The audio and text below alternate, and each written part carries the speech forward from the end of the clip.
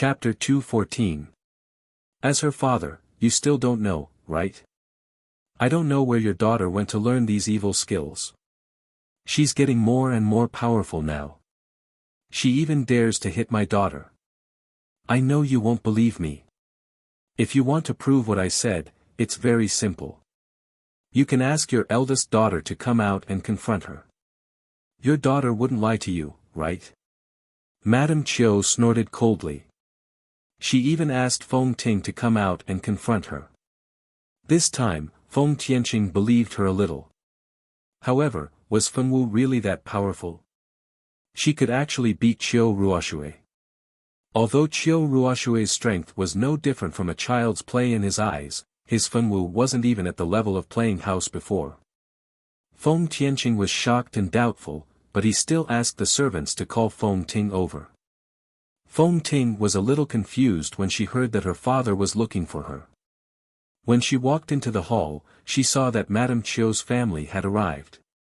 However, the atmosphere didn't seem too good. Could it be that Ruoshui told Madame Chiu that Feng Wu hit her?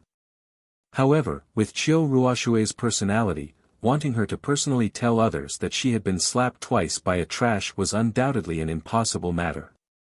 Feng Ting guessed correctly. Chiu Ruoshui indeed didn't think of telling Madame Chiu. Telling Madame Chiu was all Chiu Ruobing's idea. After Chiu Ruoshui found out, she felt a little embarrassed. However, when she saw her furious mother, she felt that it wasn't bad to use this opportunity to make Feng Wu suffer a little. Father, I'm here. Although Feng Ting already had some guesses in her heart, she didn't show it on her face. She calmly bowed to Feng Tianqing. He responded faintly. Then, he used his eyes to signal Madame Chiu's direction. Your Aunt Chiu said that Xiao Wu hit Ruoshui. Is this true? It's true. It happened a few days ago in the virtual realm. Feng Ting had already thought about it. She would tell the truth when she should. She couldn't say anything else. She was the daughter of the Feng family. It was fine if she secretly said something about Feng Wu in front of Chiu Ruoshui, but she couldn't side with the Chiu family on the surface. Tell me what happened then. Feng Tianqing said. The situation at that time was like this. In the next 10 minutes, Feng Ting roughly explained what had happened in the virtual realm. Of course, she didn't mention the nasty words that Chiu Ruoshui had scolded her. She only mentioned the main point. Because she had met Feng Wu, the two of them had a quarrel.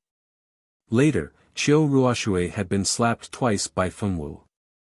She didn't mention how harsh Chiu Ruoshui's scolding was back then. She just glossed over this part. Unfortunately, Feng Ting did not notice that the brother she had always wanted to please was looking at her with a thoughtful gaze. What do you think? I didn't say anything wrong, did I? It was your Feng Wu who started this. I won't make things difficult for you. Go and ask Feng Wu to come out. Kneel down and apologize to my daughter. Then, this matter will be over. Kneel down and apologize. Hearing this request, everyone's expression changed. Chiu Ruoshui was gloating, Chiu Ruobing was secretly sneering, and Chiu Ruobai and Jinli felt that this request was a bit excessive. Kneel down and apologize. No matter how useless Feng Wu was, she was still the daughter of the Feng family. If she was asked to kneel down, wouldn't that be slapping the Feng family's face? Feng Ting looked on coldly. Madame Feng was also stupid. She could have asked Chiu Ruoshui to slap back those 2 slaps. Or, she could have asked Feng Wu to apologize directly and have the Feng family give some compensation. Although the people of the Feng family wouldn't be too happy if she did this, they would at least agree. You asked for Feng Wu to kneel down. Do you think anyone would agree? The Feng family was a super family that didn't lose to the Chiu family. Asking a daughter of the first wife of an aristocratic family to kneel down and apologize to your daughter in the Feng family's territory, as long as one had a bit of dignity and courage, they wouldn't agree. Although Feng Wu slapped Chiu Ruoshui, this was after all a dispute between the younger generation. It was already unsightly for you, the mistress of the family, to intervene in the struggle between the younger generation. Now, you even dared to make such an excessive request. Do you want the two families to fall out? Feng Ting almost suspected that this Madame Chiu didn't bring her brain when she went out. With this IQ, how did she give birth to Chiu Ruobing and Chiu Ruobai? Fortunately, among the three siblings, only Chiu Ruoshui was like her. If Chiu Ruobai was like her, then the Chiu family would not be far from being finished. Thinking of Chiu Ruobai, Feng Ting's heart was sweet. She had liked Chiu Ruobai since she was a child. In order to make Chiu Ruobai like her, she worked hard to learn all kinds of knowledge and practice swordsmanship. She even put down her face to please Chiu Ruoshui, this brainless daughter of the first wife. Even when she accidentally found out that Feng Wu also liked Chiu Ruobai, she intentionally or unintentionally reminded Chiu Ruoshui of Feng Wu's thoughts. This made the relationship between Feng Wu and Chiu Ruoshui worse and worse. Although Feng Wu had a bad temper and was impulsive, her strength was not good. And although Chiu Ruoshui's strength was not high, she absolutely beat Feng Wu. So every time the two met, the one who was at a disadvantage was always Feng Wu. But fortunately, she was only verbally humiliated every time. Chiu Ruoshui still had a sense of propriety and wouldn't hit her. In addition, Chiu Ruoshui also asked many daughters of the first wives of the aristocratic families to isolate Feng Wu, making her unable to make any friends among the daughters of the first wives of the super-aristocratic families. The reason why she did so much was that she hoped to cut off Feng Wu's hope of marrying Chiu Ruobai. But Feng Wu still didn't give up and insisted on fighting with her. So she pretended to inadvertently lead Chiu Ruoshui to think of a vicious plan. Chiu Ruoshui really contacted the brainless Yi Lin and then had Yi Lin encourage Feng Wu to write a love letter to confess to Chiu Ruobai. Feng Wu really didn't have a brain. After listening to Yi Lin's words, she wrote a love letter to confess. That love letter naturally fell into Chiu Ruoshui's hands. After receiving the love letter, Chiu Ruoshui gave it to all the young ladies of the aristocratic families to read. Even the young masters of the aristocratic families read it. Feng Wu really suffered a big blow and finally came back with a bastard child. It was simply too satisfying. Didn't she do so much just to marry into the Chiu family? But Madame Chiu and Chiu Ruobing didn't give her the slightest chance, especially Madame Chiu. Every time she saw her, she had a disdainful expression. Chiu Ruobing even ignored her. That feeling was as if she was just a pet playing with Chiu Ruoshui. It was just a pet. If it couldn't make its master happy, it was fine to kill it or drive it away. It wasn't worth taking it to heart at all. She hated these two people in her heart. After failing to please them, she was too lazy to do more thankless things. Instead of pleasing them, she would rather spend more time to win Chiu Ruobai's heart. This time, Madame Chiu came to make trouble. If she could make Madame Chiu and Feng Wu suffer at the same time, she would be even happier. Kneel down and apologize. Madame Chiu really has a big tone. Although Feng Tianqing usually had a serious appearance, his current expression was even more terrifying.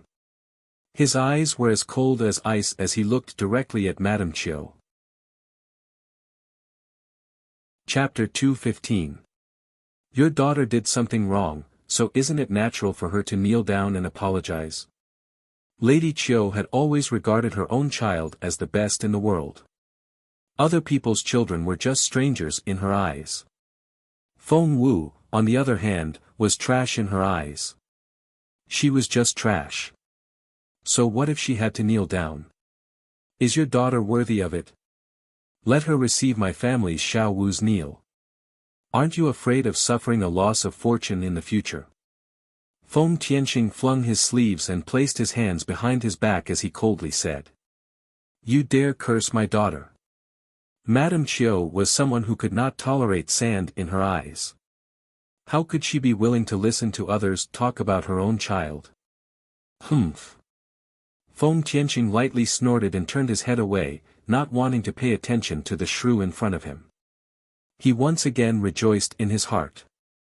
Fortunately, he did not ask his father to propose marriage to her family. Such a valiant daughter-in-law should be left for the Chiu family to enjoy. Mother, we are not here to start a feud, so you should speak less. Chiu Ruobai really could not bear to continue watching. If this continued, the possibility of a fight would exceed 50%. Humph. Madame Chiu coldly snorted and turned her head away, giving her son some face. Jun Tian, go and call Fengwu out. She is the person involved, so no matter what, she needs to be present to discuss a result. Chiu Ruobai really did not know what to say. They had not even seen the person in question, yet they were already quarreling with the Feng family's patriarch. Her father had really worked hard. Feng Juntian turned his head to look at his father, asking for Feng Tianqing's opinion.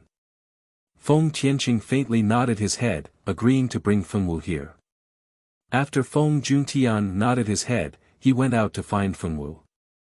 The hall was silent, and no one spoke. The atmosphere was so cold that it made people shiver. 10 minutes later, Feng Juntian led Fengwu in, along with the Feng family's mistress, Madame Lan. Madame Lan had been teaching her daughter embroidery. Embroidery was a skill that only their ancient eastern country had. All the girls in the boudoir had to learn this skill. Girls who were good at embroidery were always praised by others. In the past, Fengwu had not been interested in such things, always thinking of ways to learn swordsmanship to shake off her reputation as a good-for-nothing. After much difficulty, her daughter had finally grown up and was willing to listen to her.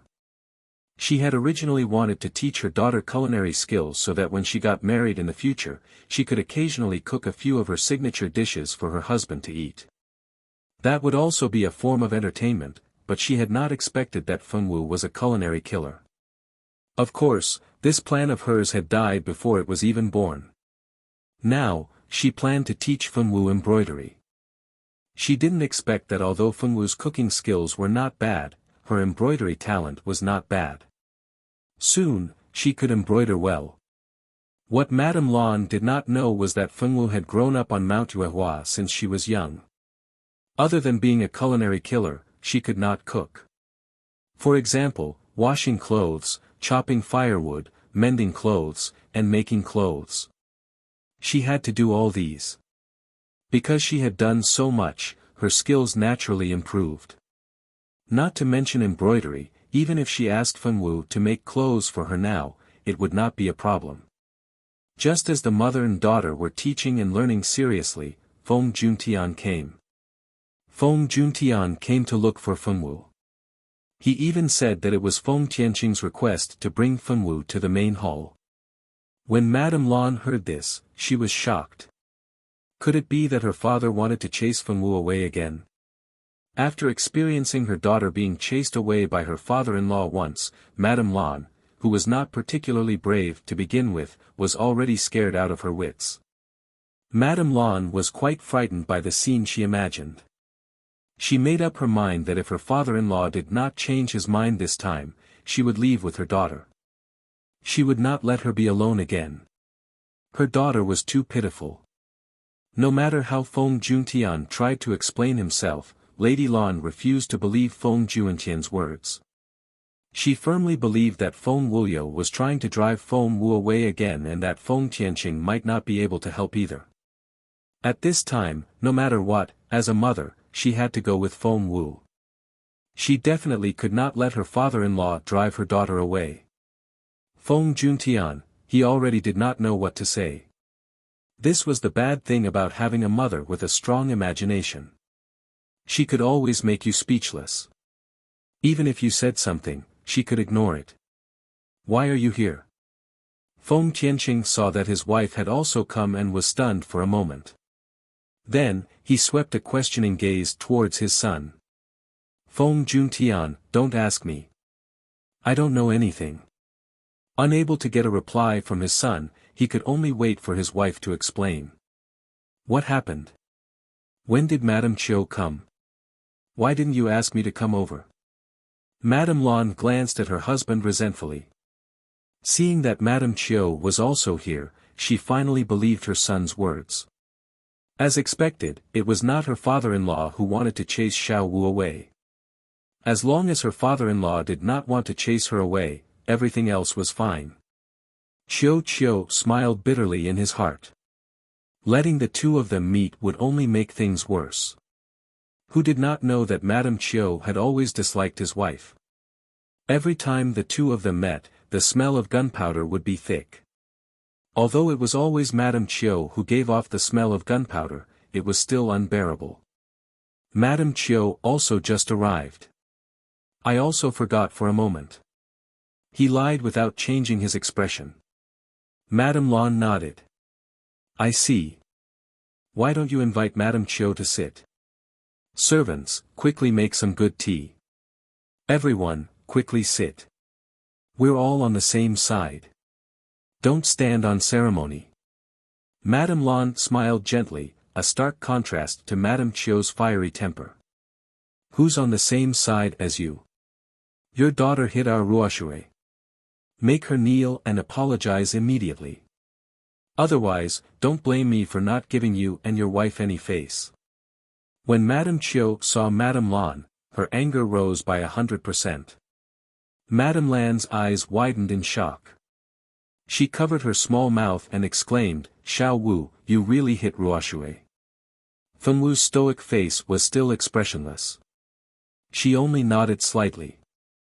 Heavens, Xiao Wu, you're already so amazing now. Our Xiao Wu has finally succeeded. No one can say that you're a good-for-nothing anymore. Mama is so happy for our Xiao Wu. As she spoke, she pulled out a hand scroll and began her daily routine of wiping away her tears. Did you not grasp the main point? Everyone was silent, and what did you mean by that sentence? She was not a good-for-nothing just because she hit Chiu Ruoshui. But it was true. Although Chiu Ruoshui was not the strongest among girls, she was not weak either. Feng Wu being able to hit Chiu Ruoshui at least proved that her strength was not weak. Even if she could not compare to Chiu Ruoshui, she was not too far behind. With this kind of strength, she really could not be called a good-for-nothing anymore. Stop crying. Hurry and make your daughter kneel and apologize. Don't pretend to be crazy here. Madame Chiu was about to go crazy. This woman was like this, always able to anger people to death. Why should she apologize? Madame Lan stopped wiping away her tears in confusion. Her eyes were still red, but the tears were no longer visible. She was able to hide her tears with such little effort. No one could compare to Madame Lan in her ability to hide her tears so easily. Chapter 2:16. Why should I apologize? How dare you ask me that? Looks like you're not going to settle this peacefully. This is just a conflict between children. As elders, we shouldn't interfere. Moreover, Heavenly Wind Continent is a world where the strong are respected. If Shuiqing's skills aren't as good as others and she's beaten, then she can beat Xiao Wu back. If she can beat Xiao Wu, then she can beat Xiao Wu back no matter how Xiao Wu beat her. Tianqing and I won't take revenge after this, and we won't bring our children to your Chiu family's door. No one thought that Madame Lan, who had always been gentle, would say such words. Her words were very rude, but they were very reasonable. Thinking about it carefully, it was true. Although Feng Tianqing was ashamed of Madame Chiu's action of standing up for the child, he couldn't say anything because of the relationship between the two families. Of course, if Madame Chiu went too far, Feng Tianqing wouldn't let her off. Now that Madame Lan had made things clear, Feng Tianqing was relieved. As a man, he really couldn't argue with a woman. You. Madame Chiu was so angry that she pointed at Madame Lan. Her face was pale and she couldn't even speak clearly.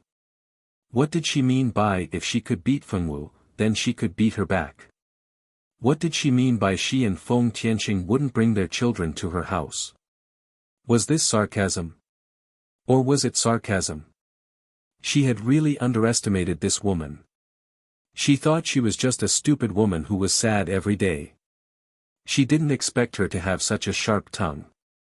You want Ruoxue to beat you back, right? Fine, I'll let you reap what you sow. Ruoxue, Madame Lan has already said that you can hit her back yourself. What are you still standing there for? Go over there and hit her hard. Madame Lan said it herself. This is a conflict between two children. We adults can't interfere, okay?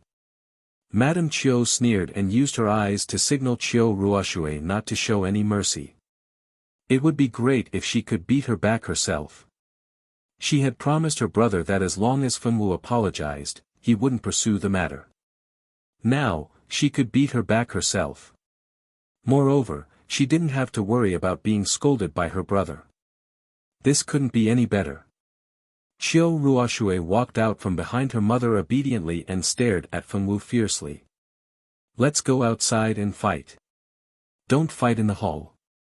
No matter who wins or loses, this matter is over. I don't want anyone to continue pestering me. Feng Tianqing was also a decisive person. If they wanted to fight, then so be it. At most, if the Chiu family's girl was too heavy-handed, he would step out to stop her. Madame Chiu also knew that the hall was not a good place to make a move, so she nodded in agreement. Madame Lan was a little worried about her daughter, but this was the Feng family. No matter what, her daughter couldn't possibly be at a disadvantage in her own home. She and the child's father were watching over her. When the time came, they would see the situation and then step in to save Xiao Wu. Everyone walked to the training grounds at the back. There was not a single person in sight. This training ground was specially used by Feng Juntian. Normally, other than Feng Juntian, no one else could enter this place. Alright, this battle will determine the winner. You two should prepare yourselves. Feng Tianqing stood in the middle while Fengwu and Chiu Ruoxue each stood on one side. The others stood further away, leaving the center of the training ground for the two girls to make it easier for them to fight. Captain, this time Ruoxue will definitely be able to teach that Fengwu a lesson. Ning Fei said excitedly. I think so too. That Fengwu was able to slap Ruoxue twice because we all thought of her as a piece of trash with no attack power. We didn't even think of guarding against her, and that's why she took advantage of us. If they really fought, how could she be Ruoxue's opponent? Lu Zong was very confident that Ruoxue would be able to defeat Fengwu. As usual, Jinli didn't say a word, as if everything around him had nothing to do with him. Madame Chiu had a confident smile on her face. Chiu Ruobing and Chiu Ruobai stood on her left and right. The three of them didn't think that their daughter and little sister would lose to Fengwu. Feng Juntian and Madame Lan looked at the center of the training ground nervously.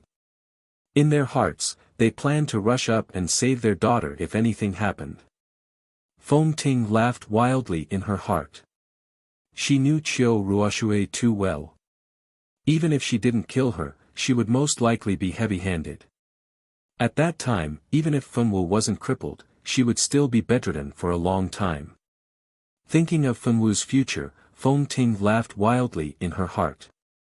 However, she still put on an expression of worry for her little sister. No need to prepare, we can start now. Chiu Ruoxue looked arrogantly at Fengwu. She didn't think that she would lose. Today, she would take revenge for slapping her that day. Xiao Wu, what about you? Feng Tianqing frowned and asked Fengwu. Fengwu shook her head. There was no need. Alright, then let the battle begin. Feng Tianqing shouted loudly. Then, he retreated to the side, leaving the entire battlefield to the two young girls. Fengwu, don't worry. Seeing the relationship between our families, I won't kill you. However, I will definitely cripple the hand that slapped me. Chiu Ruoxue said with a cold smile. She was waiting for Fengwu to tremble in fear. Unfortunately, Fengwu still had that stoic face and didn't have any expression. Putting on an act. She snorted coldly. A small green ball of light suddenly appeared in her hand. Within the ball of light, there was an unknown plant. The plant was very small, but it looked quite extraordinary. This was Qiu Ruoshui's contracted magical plant. Although this magical plant's level wasn't high, it would grow with Qiu Ruoshui's strength. It would be extremely useful in battle. Go, bind it.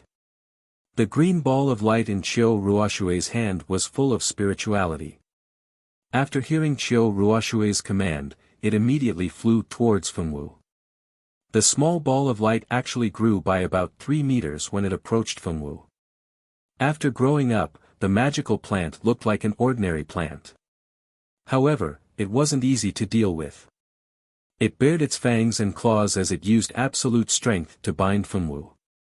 Just when everyone thought that Fengwu would definitely be bound, an unexpected scene occurred. They saw Fengwu jump towards the sky and instantly leave the magical plant's attack range. Don't think about escaping. Qiu Ruoshui wasn't in a hurry. She continuously chanted. Under Qiu Ruoshui's control, the magical plant nimbly changed its direction and continued to attack Fengwu. Fengwu's body nimbly performed a fancy spin in the air and successfully dodged another attack. After dodging this time, she didn't dodge again. Instead, she took the initiative to face Qiu Ruoshui. Everyone on the continent knew that the easiest way to defeat a magician was through close combat. No matter how strong a magician was, close combat was their weakness. Chapter 217. When Qiu Ruoshui saw Fengwu attacking, she didn't panic. Instead, she sneered, "Although I don't know what happened to you that made you have such a strong strength, you still can't defeat me with your current strength. I'm not an ordinary magician. You want to use close combat to win? Then come, I want to see how you defeat me." A sword actually appeared in Qiu Ruoshui's hand. Yes, it was a sword. She was actually a dual cultivator. It wasn't that there weren't any dual cultivators on the continent, but there weren't many of them. Because learning magic required a lot of time to complete. If one also learned Do Qi, then the time to practice was definitely not enough. If one practiced both at the same time, the result would be that one knew both, but was not proficient in either. However, there were a small number of people who were geniuses among geniuses. Whether it was magic or Do Qi, they could practice both at the same time. Some could even become a sword god and a mage god at the same time. Among them, the most famous person was Longzi Gamer. Back then, he had achieved these two achievements at the same time and ascended to the god realm in pursuit of greater power. Because of Longzi Gamer's appearance, the dual cultivation of magic and Do Qi became popular. Thus, many magicians started the path of dual cultivation. In the end, the number of people who succeeded was less than 10. Qiu Ruoshui was actually a dual cultivator. The most surprised person was Feng Ting.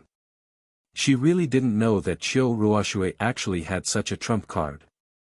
It seemed that although she said that she was a good sister, in fact, she still had a card up her sleeve. Although she secretly hated Qiu Ruoshui for being on guard against her, her expression still didn't change. She stared at the center of the field, wanting to see if Fengwu could escape Qiu Ruoshui's attack.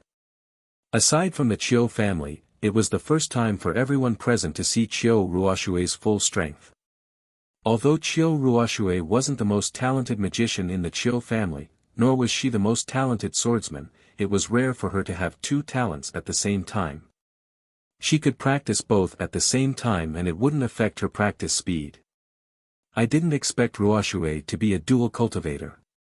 This time, Fengwu is dead. Ning Fei said excitedly. However, that Fengwu is really a lot stronger. Compared to the previous trash, it's really a world of difference. It's a pity that she will never be Ruoshui's opponent. That's true. The two of them were talking excitedly, as if they could already see Fengwu's bruised nose and swollen eyes after she failed. Fengwu ignored Qiu Ruoshui. Fengwu attacked Qiu Ruoshui and Qiu Ruoshui's raised her sword. The two swords collided and their swords collided and the two swords collided. Qiu Ruoshui's swordsmanship wasn't bad, but she wasn't an expert. She could still use it to protect herself. With Qiu Ruoshui's swordsmanship, if she were to exchange blows with an ordinary swordmaster, her victory would be certain. However, the person she encountered was Feng Wu. No matter if it was in the previous life or this life, Feng Wu was a genius in the way of the sword. Her talent was much higher than Qiu Ruoshui's, and her strength was also much higher. After Qiu Ruoshui blocked the sword, she raised her sword and continued to attack. Her moves were like moving clouds and flowing water as she attacked Feng Wu. Every one of her attacks was aimed at Feng Wu's right hand. If she was hit by that sword, she would become a one-armed person. Feng Wu easily stepped on the wind willow leaf steps and scattered without much effort. Qiu Ruoshui's expression changed. She thought that Feng Wu had just started practicing. Last time, she was only able to hit her because she didn't put Feng Wu in her eyes and was careless. But now, it seemed that Feng Wu's strength had greatly exceeded her expectations. She felt that she couldn't handle it. Qiu Ruoshui panicked and quickly retreated a few steps to distance herself from Feng Wu. As long as she retreated to a certain distance, she could use magic attacks to win. Would Feng Wu let her succeed? Of course not.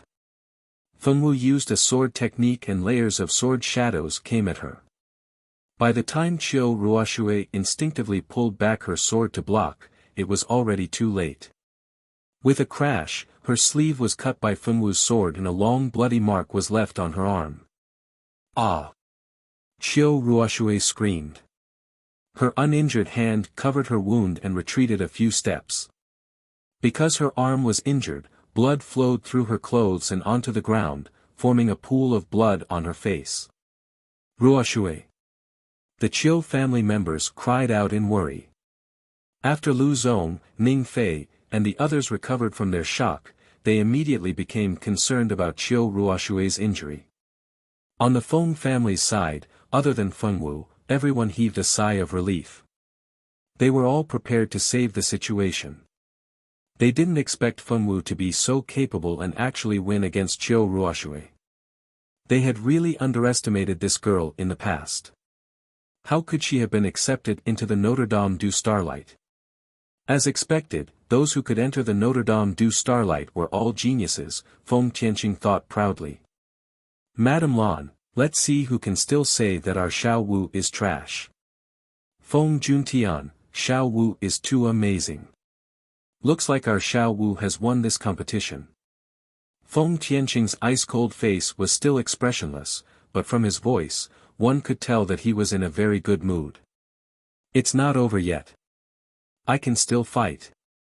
Qiu Ruoshui wouldn't accept such a defeat. She wouldn't lose, especially to such a trash.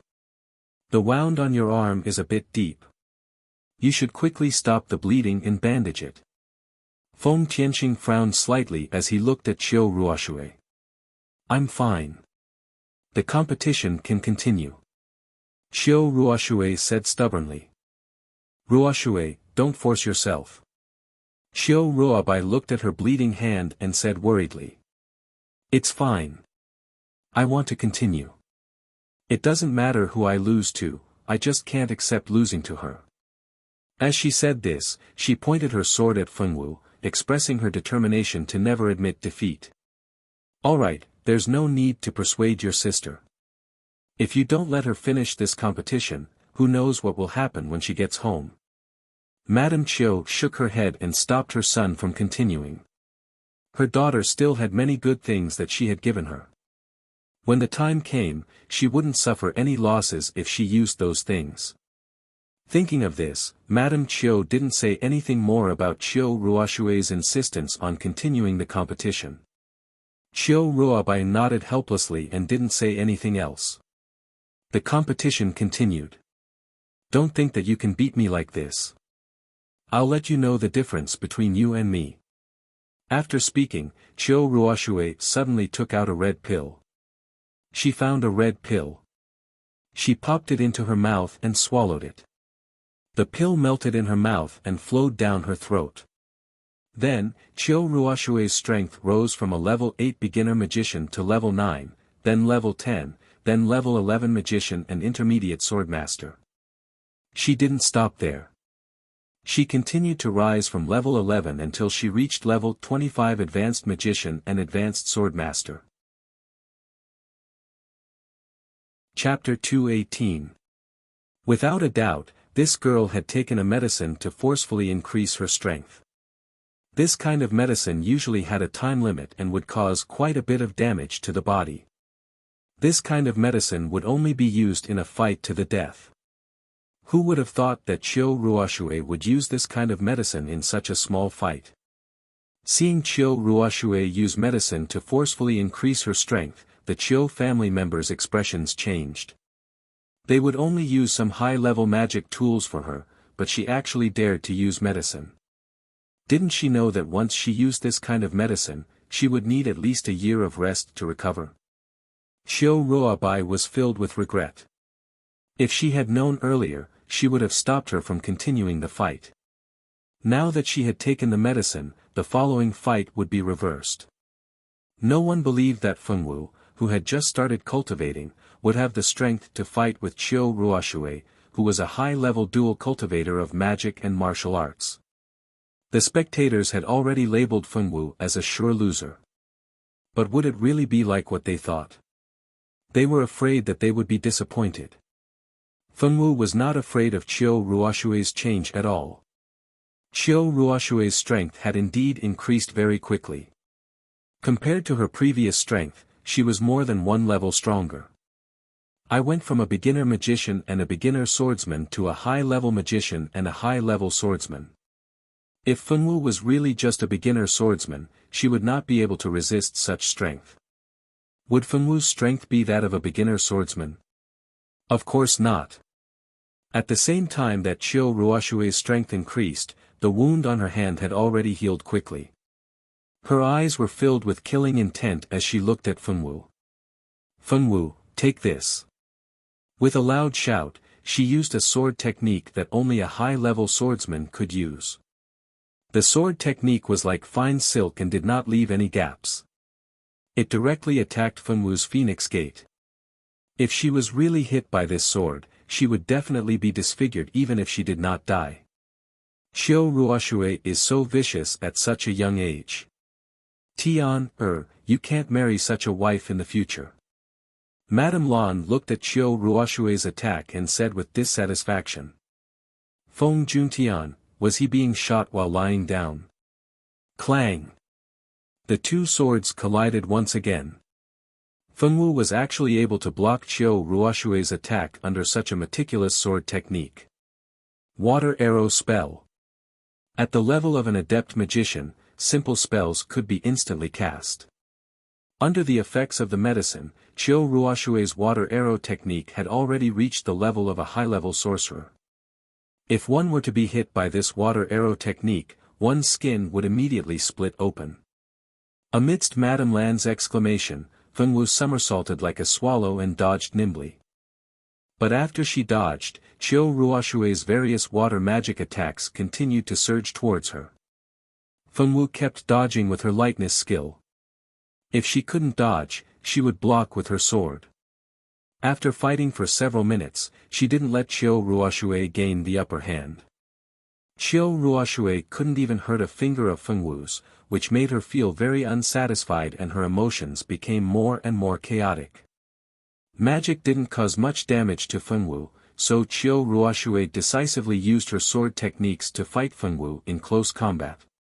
The sword techniques she used became more and more advanced. It was obvious that this was a sword technique that only a high-level swordsman or above could use. The moment Qiu Ruoshui used this set of sword techniques, one could feel an endless amount of sword aura. This was the sword aura of a high-level swordsman. If the difference in strength was too great, just the sword aura alone would be enough to make the opponent collapse. However, nothing happened to Fengwu. She held her sword and used a set of sword techniques of the same high level to meet Qiu Ruoshui's attack. As a transmigrator, the world that Fengwu lived in before transmigrating was an extremely developed world of sword civilization. Her master was also a top master in the world. Under her master's education, Fengwu learned countless peerless sword techniques. The number of sword techniques in her head was not something that Qiu Ruoxue could imagine. She used the same level of sword techniques to meet the attack and blocked all of Qiu Ruoxue's attacks. Although Qiu Ruoxue already had the strength of a high-level swordsman and magician, she couldn't gain any advantage from Fengwu. The two sides were locked in battle and the sound of the two swords colliding echoed in the martial arts field. No matter how much Qiu Ruoxue attacked, she couldn't defeat Fengwu. Qiu Ruoxue's eyes darkened. The anger and hatred in her heart had already drowned out her reason. As the two fought, she took out a small black ball from her storage space. The appearance of the small ball gave everyone a hair-raising sense of danger. Lei Zhenzi. Why do you have this? Qiu Ruobai cried out in alarm. The indifferent expression that always hung on her face immediately disappeared and her face became as pale as paper. When Lady Qiu saw Qiu Ruoxue take out this thing, she was also shocked. She only wanted Lady Lan to see her daughter being humiliated. She didn't want Fengwu's life. No matter how useless Fengwu was, she was still the legitimate daughter of the Feng family. If she died in the hands of Qiu Ruoxue, with her father's character, even if he didn't kill Qiu Ruoxue, he would definitely abolish her cultivation and make her a useless person. When the Lei Zhenzi came out, even Qiu Ruobing, who had been watching coldly from the side, was so scared that she broke out in a cold sweat. She secretly scolded her sister for being a fool. Even if she killed Fengwu, she wouldn't have an easy time. Even if she didn't die, she would be crippled. How could she do such a thing that hurt others and hurt herself? She didn't have a chance to deal with Fengwu this time, but there would be a next time. She couldn't even think of this. How could her sister be so stupid? As an elder sister, she had done so many things to help her achieve her wish. Now she wanted to court her own death. Jean Li and the other two's faces also changed. The Lei Zhenzi was not an ordinary thing. One was enough to blow up a house. Using the Lei Zhenzi, she wanted Fengwu to die without a whole body. No matter how much Ning Fei and Lu Zong hated Fengwu, they always remembered that she was a member of the Feng family. Even if they disdained her and scolded her viciously, they would not really kill her. They all understood that once Fengwu died in their hands, it would no longer be a quarrel between the younger generation. It would become a war between the two families. Even if they had a few guts, they wouldn't dare to casually make a strong enemy like the Feng family for their own families. Didn't Qiu Ruoxue understand these things? No, she always knew it, so she didn't think about killing Fengwu. At most, she wanted to cut off one of Fengwu's hands to vent her anger. But after she was injured by Fengwu and couldn't hurt Fengwu after taking medicine, her heart changed. She wanted to kill Fengwu. If she didn't kill Fengwu today, she, Qiu Ruoxue, would become a complete joke. Chapter 219. In her heart, there was some jealousy that even she did not notice. She was jealous that Fengwu could have such strong strength without taking any medicine. It was just that her pride since she was young made her unwilling to admit that she was jealous. Qiu Ruoxue. How dare you? Feng Tianqing was furious. A mere junior of the Qiu family actually dared to use the Thunder Pulse to kill his daughter in the Feng family. She really didn't want to live anymore. Perhaps to others, Qiu Ruoxue's action was already fast enough. Once the Thunder Pulse got close to Fengwu, it would immediately explode. At that time, Fengwu would be blown into pieces. Unfortunately, there was still one person standing in this martial arts field. It was the Feng family's family head, Feng Tianqing. It was easy for him to become the person with the highest power in a super force. With Feng Tianqing's shout, a figure flashed. Feng Tianqing, who was still some distance away from Fengwu, had already appeared in front of Fengwu. Feng Tianqing grabbed Fenwu's small hand with one hand. Just like that, Fenwu was held in Feng Tianqing's arms. Bang! With a loud bang, the thunder pulse directly exploded in front of Feng Tianqing. Thick smoke filled the entire martial arts field with this explosion. A wave of shaking alarmed everyone in the Feng family. What's going on? Could it be that someone dares to attack our Feng family? What happened? Could it be that a sage-level master came to challenge our Feng family? God! Is it an earthquake? The servants and guards of the Feng family ran out of the house one by one and pointed at the black smoke emitting from the square and shouted. Shut up, all of you! Do what you are supposed to do. Housekeeper Luo shouted loudly. Those servants and guards all dispersed. None of them dared to speak carelessly. This loud noise not only alarmed the servants of the Feng family, it also alarmed the old master, Feng Wulu, who was originally sitting alone in the tea room drinking tea. Feng Wuyo teleported to the training field that Fenwu and Fenwu used to fight. At this time, a large pit had been blasted out of the training field, and many cracks had appeared on the ground. Feng Tianqing protected Fenwu and successfully avoided this fatal crisis. It was all thanks to Feng Tianqing's strength and the level 9 defensive brooch on him that the magic array on the brooch would automatically activate when the owner was in danger. This helped Feng Tianqing protect Fenwu. In fact, when Fenwu sensed danger just now, she instinctively wanted to dodge. With her strength, even if she couldn't dodge all of them, she wouldn't be seriously injured. However, before Fenwu could make a move, she was saved by her cheap father. What's going on? Old Master Feng teleported over expressionlessly. The pressure of the sage level made everyone's faces pale. There was a feeling of submission from the depths of their souls. Fortunately, Feng Wuyo had no interest in attacking them. This sage-level pressure only appeared for a moment before it was withdrawn. Father, you have to make a decision for Xiao Wu. This girl is young, but her mind is poisonous. She invited Xiao Wu to fight and lost to Xiao Wu because her skills were inferior.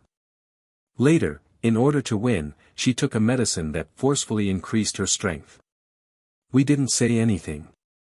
We always thought that she would know her limits. Who knew that this girl didn't just want to win against Xiao Wu, she actually wanted to kill Xiao Wu. She dared to use the Thunder Pulse seed on Xiao Wu in our Feng family. I really can't imagine what kind of methods she'll use to deal with my daughter once she's out there. Madame Lan's pale face was crying so pitifully that it looked like she was crying. Coincidentally, Qiu Ruoshui's medicine was about to end. She also suffered a bit of the aftershock of the Thunder Pulse seed.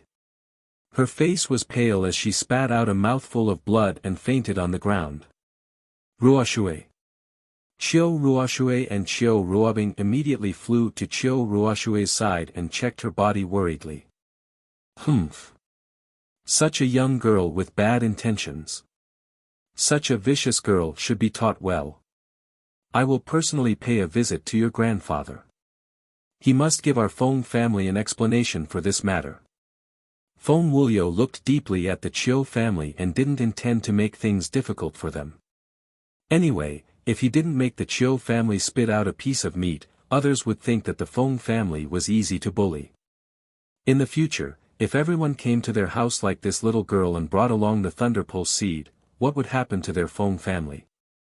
The Qiu family quickly retreated with the injured Qiu Ruoshui in a sorry state.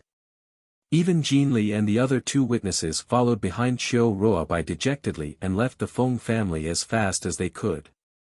Tell me, how did it become like this? Why did Qiu Ruoshui want to fight with Xiao Wu for no reason? Such a grandfather. Feng Juntian recounted everything that had happened in the Mirage, the Daughter's Day incident, and how Madame Qiu had brought her children to his doorstep today in full detail. Feng Juntian recounted the events in detail. During this process, he didn't add fuel to the fire and didn't deliberately side with his family. Instead, he narrated this matter from a more neutral point of view. Xiao Dai did the right thing this time. The strong are respected in heavenly wind continent. If you can't beat others, you can only be beaten. That girl suffered a loss and didn't work hard to improve her strength.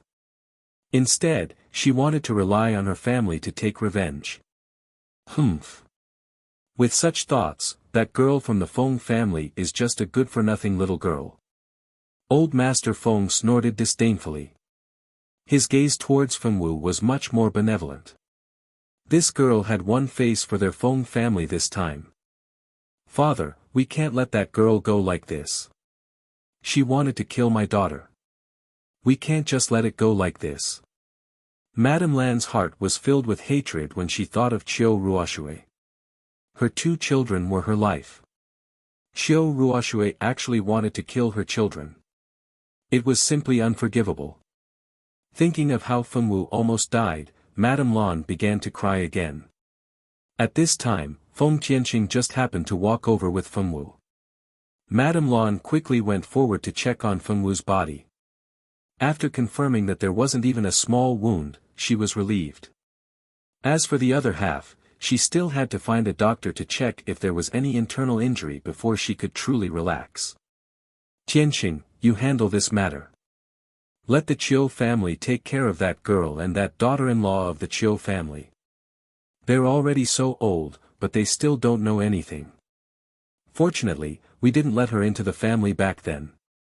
Old Master Feng frowned and muttered unhappily. He turned around and teleported away again. Fengwu was fine, but the Qiu family was in big trouble. Qiu Ruobing originally only wanted her mother to teach Fengwu a lesson, but the result was far beyond her expectations. Not only did Fengwu not teach her a lesson, but her sister was also seriously injured. When she brought Qiu Ruoxue back to the Qiu family, it naturally caused a huge commotion. Qiu Ruoxue's serious injury naturally alarmed Old Master Qiu, Qiu Hanshan, and the current head of the Qiu family, Qiu Zifeng. Chapter 220. When the 2 leaders of the Qiu family saw that Qiu Ruoxue had returned with serious injuries, they were naturally furious. However, after listening to Qiu Ruobai's story, they couldn't say a word. What could they say? How could this girl be so bold? She actually dared to bring Lei Jinzi to bomb the Feng family. What did she want to do? This stinky girl simply didn't know the immensity of heaven and earth. If it wasn't for the friendship between the 2 families for many years, the Feng family would have killed her in the city. Although they were furious, they called a doctor to treat her injuries. It seemed that the Feng family would come soon. It seemed that this matter couldn't be settled without some bloodshed. No one told Fengwu how Qiu Ruoxue's matter was resolved. Fengwu also didn't ask. She ate and slept every day and didn't think about the existence of Qiu Ruoxue at all. Fengwu didn't gain nothing from fighting with Qiu Ruoxue. When Lei Jinzi approached her, she had a creepy feeling as if she was only one step away from death. That feeling of life and death gave her a lot of new insights. Fengwu went into seclusion at home for 3 days to sort out her gains. When she came out of seclusion 3 days later, the Qiu family had already sent the things that the 2 families agreed on. The Feng family didn't keep any of these things and gave them all to Fengwu. After returning home, Fengwu had completely turned into a rich woman. She had quite a lot of good things in her space ring. Some of them were gifts from Madame Lan and Feng Juntian, while the rest were gifts from the Qiu family to the Feng family as compensation. Without Qiu Ruoxue looking for trouble, Fengwu's life could be said to be very peaceful. Unfortunately, this kind of life didn't last long. Feng Tianqing, who was expected to return home 2 or 3 days after Fengwu returned, finally rushed back. Feng Tianqing, Feng Wuyou's second daughter, was strong and independent since childhood. When she grew up, she didn't find a man with a good family background to marry like an ordinary noble lady. Instead, she took the initiative to go to the Blood Moon Forest to guard the entrance to the human world. 20 years had passed. When Feng Tianqing left, Feng Juntian had just been born. In the blink of an eye, 20 years had passed. Feng Tianqing's return was a joyous occasion for the Feng clan. This time, Feng Tianqing returned with a girl, a very beautiful girl. No, beautiful wasn't enough to describe her. If people asked who the most beautiful woman in the ancient eastern country was before they met Feng Yanran, they would only answer that it was the three beauties of the ancient eastern country, Princess Ronghua, the first daughter of the Lan family, Lan Zhou, and the first daughter of the Qiu family, Qiu Ruobing. However, after seeing Feng Yanran, everyone would say that the most beautiful woman in the ancient eastern country must be the Feng family's cousin, Feng Yanran. Feng Yanran's beauty had surpassed all the beauties in the world. Any woman who stood in front of her would be overshadowed. Even Feng Wuliu and Feng Tianqing were stunned and they saw Feng Yanran for the first time. They didn't expect that the soft little girl would grow up to be such a stunning woman. Even Feng Juntian, who usually didn't care about women, was surprised when he saw Feng Yanran. Although he wouldn't have any thoughts about his sister, he still admired Feng Yanran's beauty. Feng Juntian had thought that Prince Mingxi, whom he had met the other day, was already a handsome man that was hard to find in this world. Even the most beautiful woman would not be able to surpass his beauty. Who would have thought that today, he would meet a girl who did not lose to Prince Mingxi? Moreover, this girl was his cousin. Quickly sit, Tianqing. It's been hard on you. These 20 years have been hard on you. Feng Wuliu saw his youngest daughter and was so excited that his eyes were a little sore. This daughter was the one he owed the most. In order to protect the peace of the ancient eastern country, she sacrificed too much. Father, Tianqing missed you so much. Feng Tianqing was moved and threw herself into Feng Wuliu's arms. In the eyes of the family, Feng Wuliu had always been a strict elder. Since young, among the younger generation, only Feng Tianqing wasn't afraid of her father. She would even go against him from time to time. The relationship between father and daughter had always been very good. Good, good. It's good that you're back. Feng Wuliu secretly wiped his tears. He didn't want to show his weak side in front of his children. Grandfather, Yanran also missed grandfather very much. Feng Yanran's voice was as pleasant as heavenly music. It made people who heard it want to indulge in it and not want to wake up. Yanran, you've also grown up. Do you still remember the first time grandfather saw you? You were only 5 years old. I didn't expect that in the blink of an eye, Yanran had also grown up. Feng Wuliu lovingly patted Feng Yanran's head. Probably because he owed Feng Tianqing, Feng Wuliu had always doted on Feng Wu very much. When they were young, Feng Wu was even jealous because of this and snatched Feng Yanran's toys and snacks. Of course, the result of doing this in the end was that she was scolded by her father and brother and grounded by her grandfather. Feng Wu didn't know about these past events. She just stood beside Feng Juntian in a daze, watching this heartwarming scene with her own eyes. She didn't feel anything. Feng Ting wasn't like Feng Wu. At this moment, Feng Ting's heart was filled with jealousy. She was just a bastard child without a father, but she actually had the surname Feng and was doted on so much. Why did grandfather and father rather dote on a bastard child with an unknown father than to put more thought on her? Feng Ting's heart was extremely uncomfortable, but she didn't show it on her face. She stood there obediently like a well-behaved junior with a smile. Let's go. Your sister-in-law has already asked the kitchen to prepare the dishes that you and Yanran like to eat. Remember to eat more later. You haven't eaten the food at home for many years, right? The cooks at home haven't changed. It's still the same cooks that you used at home. Feng Tianqing looked at his younger sister and became more talkative. This younger sister was his most beloved younger sister. She had suffered a lot in her life. As her elder brother, every time he thought about it, he couldn't help but want to treat her better. Brother, you and sister-in-law haven't changed at all. You're still so young, just like the last time we met. It's just that our children have already grown up. It's only been 10 years since we last met, but Juntian and Xiao Wu have already grown up. Ting Ting is also more beautiful than when she was young. Feng Tianqing sighed. 10 years ago, it was the year she sent the 5-year-old Feng Yanran back to the Feng family. Too many things had happened in that year, and it was the saddest and most painful year for her. She was powerless to protect her children and could only leave her daughter at home to seek her father's protection. It wasn't until 2 years later, when she was sure that the Blood Moon Forest had regained its peace, that she sent people to bring her daughter back. Chapter 221. Auntie. Feng Juntian said. Auntie. Feng Wu called out expressionlessly. Auntie, you're still so young. Feng Ting still remembers the first time I saw Auntie. Auntie was also so beautiful.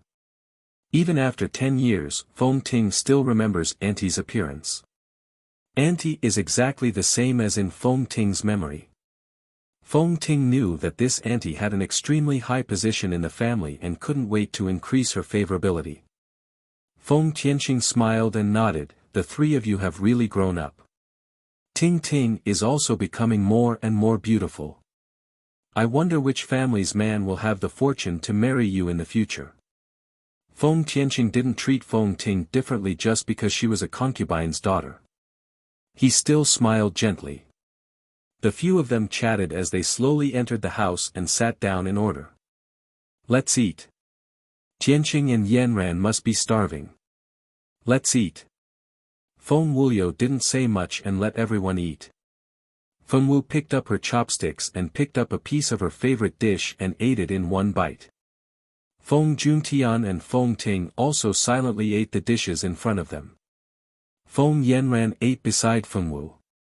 She also ate elegantly, and watching her eat was a kind of enjoyment. It was a pity that our Feng Wu girl didn't pay any attention to Feng Wu. She was currently busy eating. No one could even think of attracting her attention while eating. The 4 juniors were very well behaved and didn't speak while eating. However, the 4 seniors would occasionally talk about some topics. Tianqing, there was a huge disturbance in the Blood Moon Forest recently. Did something happen? The matter this time was very big. There was a barrier outside the Blood Moon Forest. It was because of this barrier that the Blood Clan couldn't casually enter human territory to drink human blood. However, a month ago, the barrier suddenly became unstable. This made the king very worried, and he even invited the Silver Moon Ancient Kingdom's prince who inherited the divine blood to help stabilize the barrier. Something did happen. The 4 elders and my teacher all mysteriously disappeared. The barrier was destroyed by the Blood Clan from the inside. If it wasn't for His Highness inviting Prince Ming Shi in time, I'm afraid the Blood Clan would have already rushed out of the barrier. Feng Tianqing said with emotion.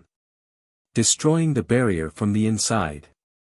How did the Blood Clan know where the barrier's weakness is? Feng Tianqing was shocked. Every barrier wasn't perfect. There would always be a person's weakness. But that weakness wasn't easy to find. It was just a small dot as small as the eye of a needle. And other than the person who laid the barrier, no one else would be able to find it. It's not that I don't know either. The elders are suspecting that someone leaked the weakness of the barrier. Just as they were locking onto my senior brother, Florence, he suddenly disappeared. Even the 4 elders and my master are nowhere to be found. I immediately contacted His Highness. His Highness has already sent out many people to help search for them, but they still can't find any trace of them. Luan saw. It's actually him. You really can't judge a book by its cover. I've seen that kid once before. He looks like a pretty boy who likes to attract bees and butterflies. I didn't expect him to betray his own country and work for the Blood Clan. Feng Tianqing couldn't say anything malicious due to his personality. However, everyone could hear the displeasure in his voice. It's not necessarily senior brother. This happened too suddenly. If I hadn't brought Yanran to find some weak Blood Clan members to practice combat, I'm afraid even I would have been killed. Those people who could take everyone away so easily were definitely not ordinary people. I suspect that the one who did it was a blood clan prince. Otherwise, they wouldn't have been able to take away the 4 elders and master so easily. Senior brother Luan Sa's private life is a bit messy, and he's very suspicious. However, with his ability, he shouldn't have been able to come into contact with a blood clan prince. He couldn't have come into contact with them himself, but he could have done it through other blood clan members. However, I can't figure out what benefits he would gain by doing so. Feng Tianqing couldn't understand. Actually, before the incident happened, there were already some rumors that someone saw senior brother Luan Sa having a tryst with a blood clan young girl. Bang! Feng Wuliu suddenly slammed the table and stood up. For a blood clan woman, he dared to betray our ancient eastern country. He's simply an animal. Feng Wuliu hadn't been so angry for a long time. The thing he hated the most in his life was people who would betray their family and country for a little love. When Feng Wuliu was young, he had a good brother.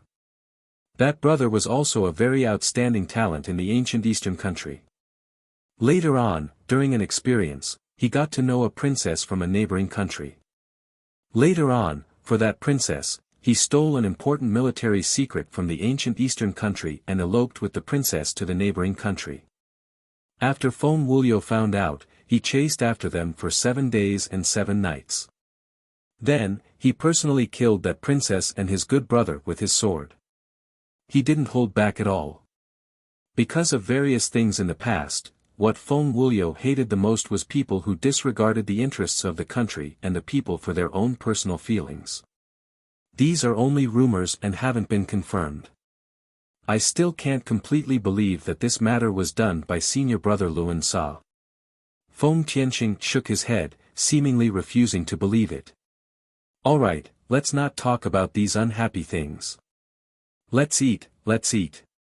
Feng Wuliu sat down again and raised his chopsticks. But when he lowered his head to pick up the food, he was stunned. He saw that all the bowls and plates on the table had been cleared.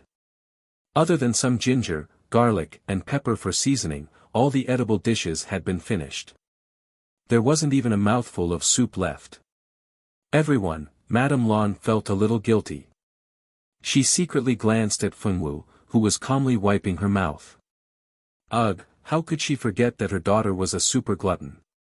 She seemed to have asked the kitchen to make fewer dishes. What should she do now? Speaking of which, Feng Wu had been back for more than 10 days. During this period of time, she had been eating with Madame Lan. Feng Juntian was a sword fanatic and practiced his sword in the martial arts field all day long. And as the clan leader, Feng Tianqing had many things to do.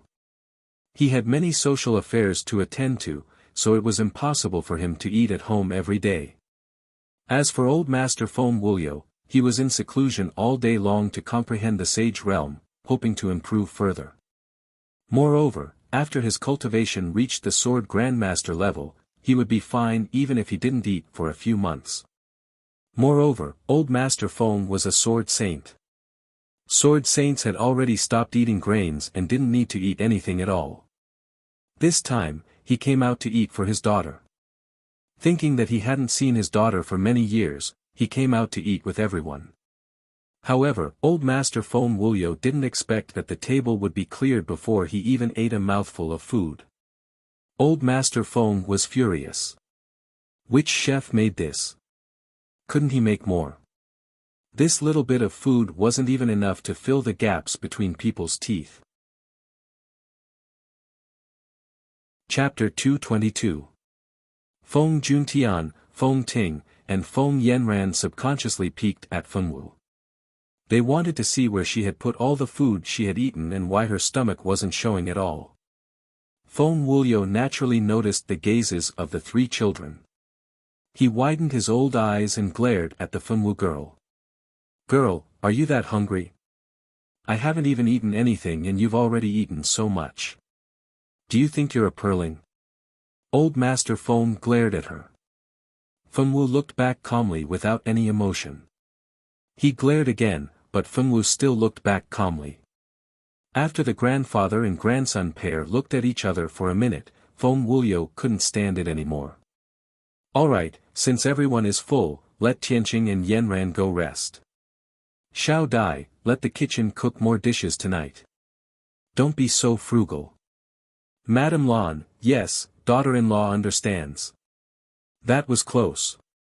Madame Lan was so scared that she wanted to pat her chest. She thought that her father was going to punish Xiao Wu again. Fortunately, it was just a false alarm. After lunch, Feng Tianqing and Feng Yanran moved into Tianqing Tower where Feng Yanran used to live. Originally, Madame Lan had arranged a small building with good scenery for Feng Yanran, but Feng Yanran insisted on living with her mother. Madame Lan didn't force her and let her do as she wished. After Feng Yanran and her mother went to rest, Feng Tianqing and his wife talked in the room. When the tailor enters the residence, make some new clothes for Yanran and a few sets of better jewelry. Find someone to make them into enchanted equipment. It's more practical. Got it, I'll do it well. Since you want to make clothes, why don't you make some for the children? Xiao Wu will be going back to school soon. She also needs to prepare a few more sets of clothes. Alright, you can arrange these. Remember to inform Dao Tianjiao about Tianqing and Yanran's return. Ask her to bring the children back to the family. After all, they are sisters. Tianqing is back. As the elder sister, she should have a reunion with her younger sister. Feng Tianqing couldn't help but frown when he thought of Feng Tianjiao. Although they were both his younger sisters, one was unruly and willful while the other was brave and strong. They had guarded the Blood Moon Forest for 20 years for the country. In the afternoon, Feng Wuliu's eldest daughter, Feng Tianjiao, came back with her children. When Feng Tianjiao arrived, Madame Lan was letting the tailor take Feng Yanran's measurements. Yanran, you're so beautiful. You're so beautiful. Compared to the three most beauties of our ancient eastern country. Feng Tianjiao recognized Feng Yanran as soon as she saw her. Not long ago, her elder brother sent someone to inform Tianqing and his daughter that they had returned. Now, she saw a girl standing with Madame Lan. Who else could it be but Feng Yanran? To Feng Tianjiao. Feng Tianjiao, Feng Tianjiao. These are your cousins. You've met them before when you were young. I don't know if you still remember. Feng Tianjiao was still a bit flirtatious in front of the younger generation. At the very least, she didn't go crazy as soon as she saw them. Of course, brother Yi Yan, brother Yi Tian, sister Yi Lin, and sister Meng, and Fei, we used to play together when we were young. We haven't seen each other for many years, but all of you still look the same as when we were young. Feng Yanran looked at Yi Lin shyly. You didn't change much. Yi Lin looked at Feng Yanran's face and said unknowingly. Damn it. Who was she trying to seduce with such a beautiful face? She was really a little demon. Yi Lin couldn't help but spit in her heart. Yi Meng and Yi Fei looked at their cousin with envy. Their cousin was too beautiful. How could there be such a beautiful person in the world? Yi Yan and Yi Tian looked at Feng Yanran's face. They didn't know how to describe their cousin's beauty. The two brothers called Feng Yanran cousin and stood quietly at the side. They didn't say anything, but their eyes peeked at Feng Yanran from time to time. Here, this is for you. Take it and play with it. Feng Tianjiao took a hairpin from her head. This hairpin looked like something good. It was made of more than 10 coral beads. It was also enchanted. It was very valuable. Thank you, Aunt. Feng Yanran took it with a red face. Sister-in-law, this is where you're wrong. Since you're going to make clothes for Yanran, how can you only make clothes for Yanran and not for our children? My children are also your nephews. You can't favor one and discriminate against the others. Feng Tianjiao turned to Madame Lan and said with a bit of complaint. How can I leave them behind? I'll do it for all of you. Come here and let the tailor measure you. Pick the color of cloth you like. These cloth are all for you. Madame Lan's smile didn't change. She didn't care about this little bit of trouble. It's just a few clothes. If you want to make them, then make them. It won't cost much anyway. The children stayed in the hall to choose the cloth and get measured. Madame Lan took Feng Tianjiao to see Feng Tianqing. Only Fengwu and the Feng family children were left in the hall. There were also a few cousins from the Yi family and of course, Feng Yanran. Yi Lin said, "You're back. I didn't believe it. After what you did, I really don't understand why grandfather let you come back." Yi Tian saw that the adults had left and couldn't help but find trouble with Fengwu. Since he was young, he had always disliked Fengwu the most. She was incapable and unreasonable. She always bullied cousin Feng Ting and her two younger sisters. She was really an annoying woman. It would be better if she never returned to the Feng family in her life. Yi Tian, this has nothing to do with you. Feng Juntian stood out and looked at Yi Tian deeply. His eyes were full of warning. What's going on? Brother Yi Tian, what are you talking about? Feng Yanran blinked in confusion. A beauty was a beauty.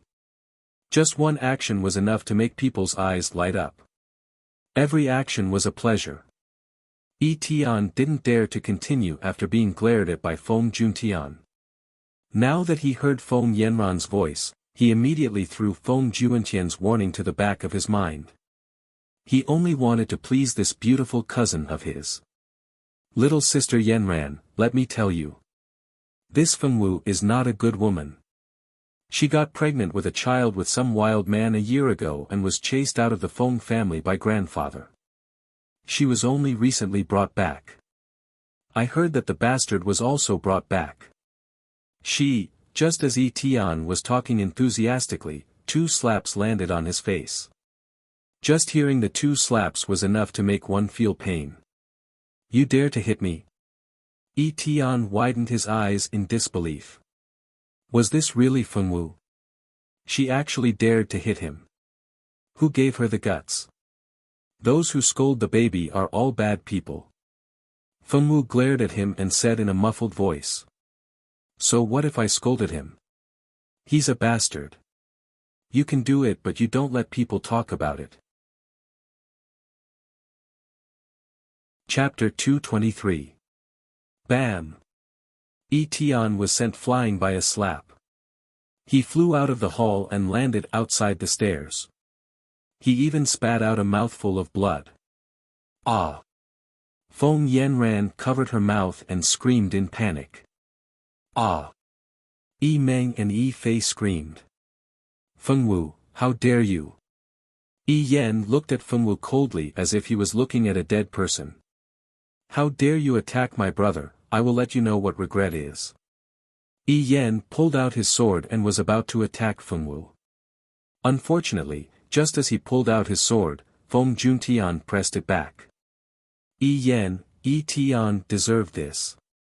If you want to fight, you can fight with my cousin. Feng Juntian shielded Fengwu behind him, not letting her face Yi Yan directly. Yi Yan was different from Yi Tian, who was impulsive and easily angered. Yi Yan's mind was deep and vicious. He rarely got angry and would not visit the Feng family all the time like Yi Lin. He did not interact much with the Feng family, but he was the most important person in the Yi family. According to Grandpa Feng, the future of the Yi family still depended on Yi Yan. Brother Juntian, you want to protect her? Yi Yan raised his eyebrows. He did not expect Feng Juntian to suddenly protect his sister, Fengwu. Everyone knew that Feng Juntian and Fengwu did not have a good relationship. But now, Feng Juntian, who did not care much about Fengwu, suddenly put her in his heart. He could not help but feel suspicious. Did something happen recently? Xiao Wu is my sister. Of course I should protect her. Feng Juntian said indifferently. I understand. Yi Yan nodded and stopped staring at Fengwu. It seemed like he had given up on revenge for his brother. However, Feng Juntian knew that Yi Yen was a very protective person. The reason why he did not make a move now was because he did not have the confidence to win. That was why he was holding back. He was afraid that if Yi Yen got the chance in the future, he would not show mercy to Xiao Wu. Feng Juntian sighed deeply in his heart. The number of people who were hostile towards his little sister had increased by one. That person from the Chiu family had already been thoroughly offended, and he didn't know what unpredictable things would happen in the future. Now that the Yi brothers were involved, Xiao Wu's ability to attract hatred was getting stronger and stronger.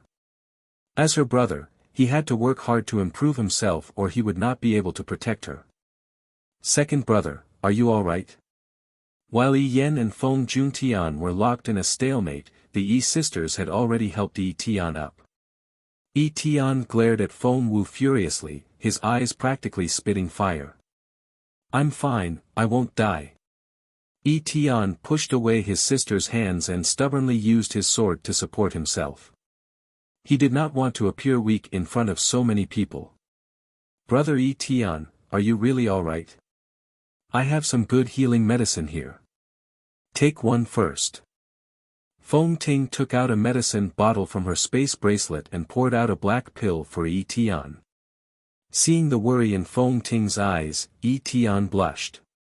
He thanked her and took the pill. Brother Yi Tian, are you feeling better? If you don't have enough medicine, I still have medicine here. When Mother and I were in the Blood Moon Forest, we often encountered all kinds of dangers.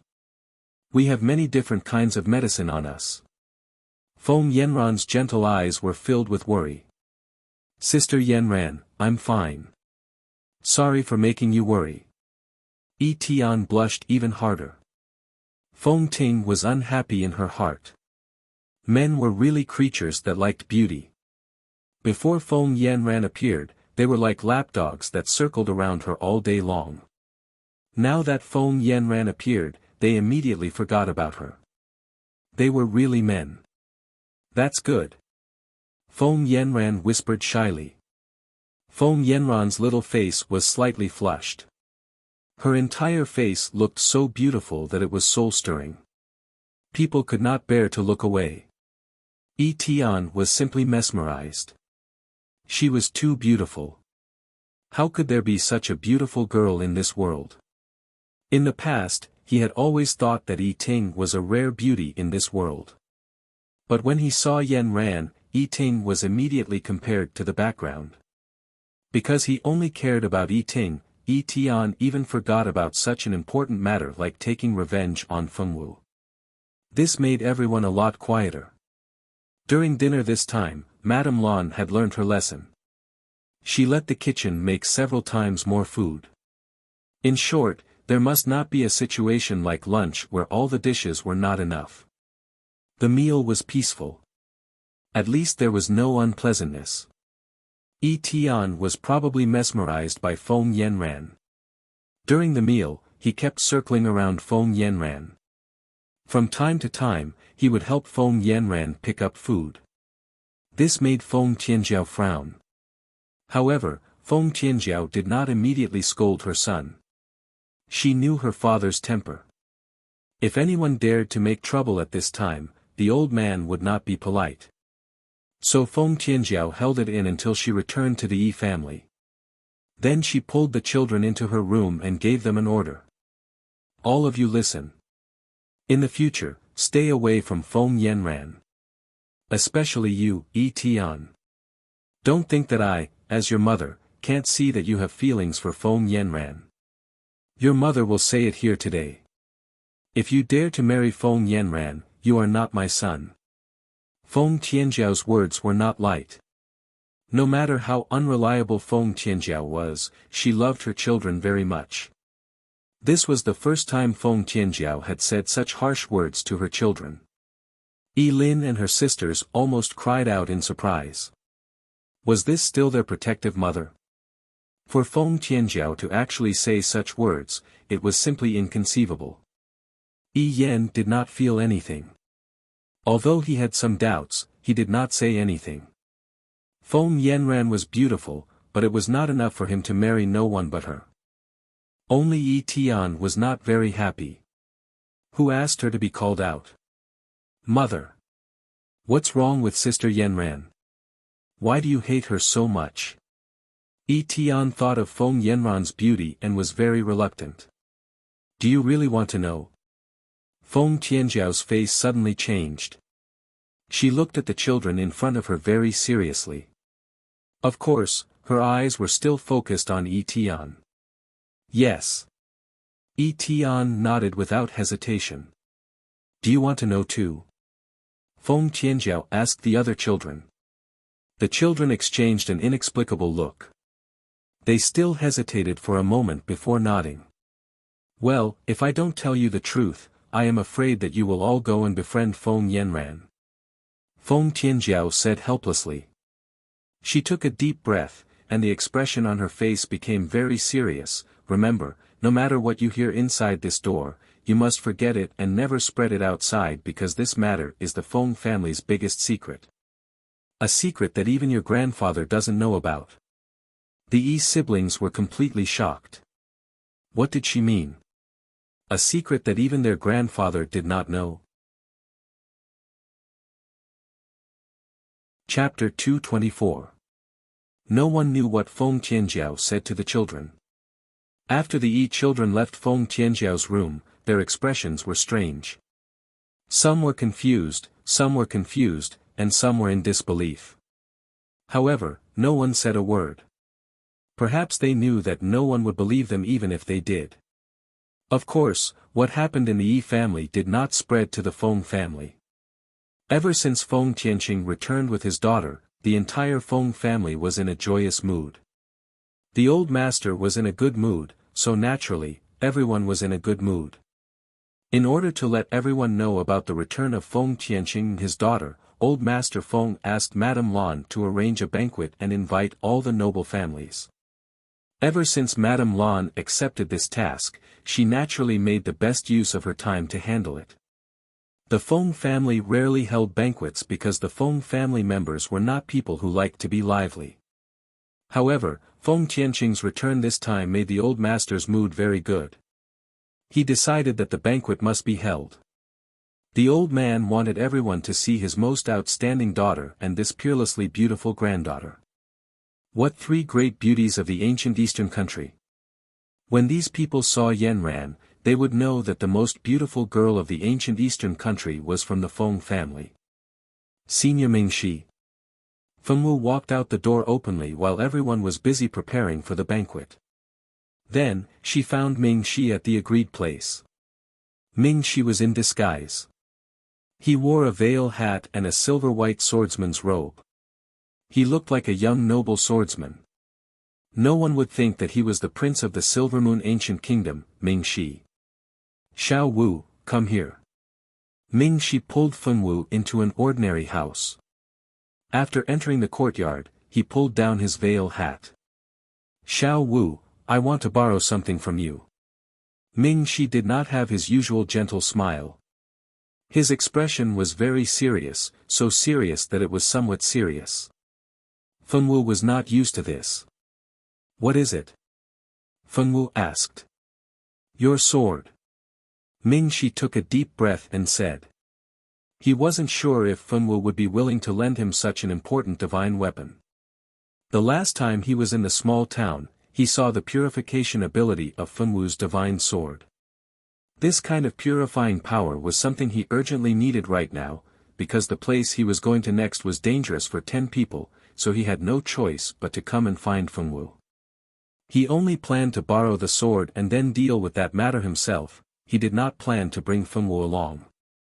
When Fengwu heard that Mingxi wanted to borrow her sword, she took out the small sword she usually used from her spatial ring and handed it over. Here you go, Fengwu said generously. Mingxi shook his head. Not this one.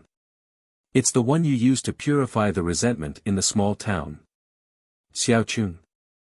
Fengwu said, blinking in confusion. Fengwu summoned Xiaochun and placed it on the table. Xiaochun, you have to be obedient and listen to Senior Mingxi's words. Fengwu was afraid that Xiaochun would not be obedient, so she warned the pure sword. What Feng Wu didn't know was that Xiaochun wasn't an ordinary sword. It was the purest sword in the world. Only a pure-hearted person would be able to pick it up. If a person didn't have a pure heart, they would be injured by the sword qi as soon as they tried to pick it up, let alone pick it up. Fortunately, Ming Shi was also the owner of the divine sword. He was not the kind of person who harbored evil intentions. When he picked up the pure sword, he was not injured by the sword qi of the pure sword. Thank you, Xiao Wu. You've helped me a lot.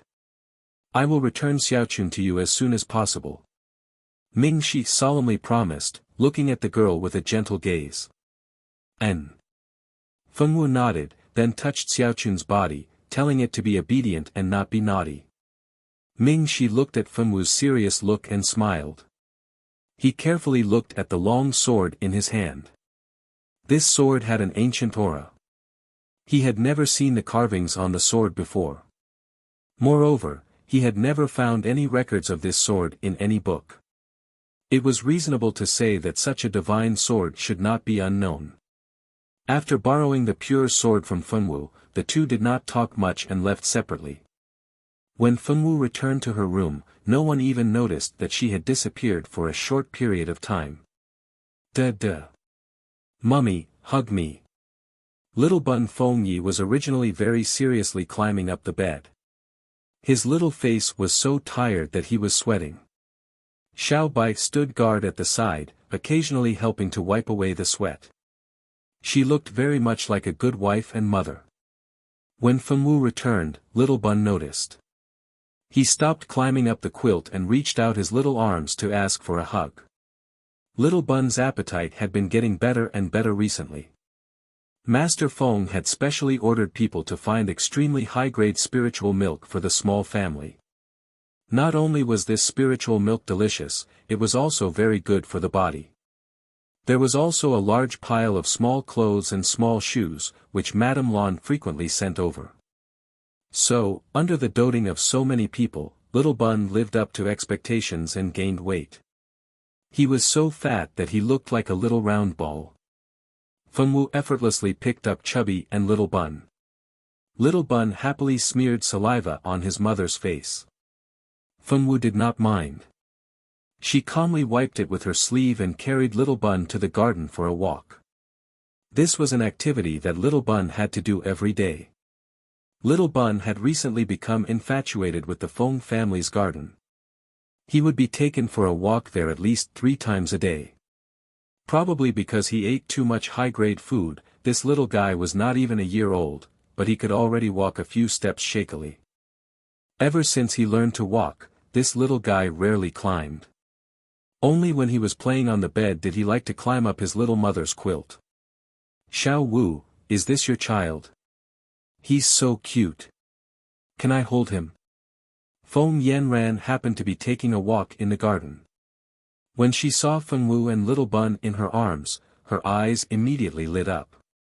Feng Wu nodded and agreed to let her hold Little Bun. Feng Yanran happily reached out her little hand.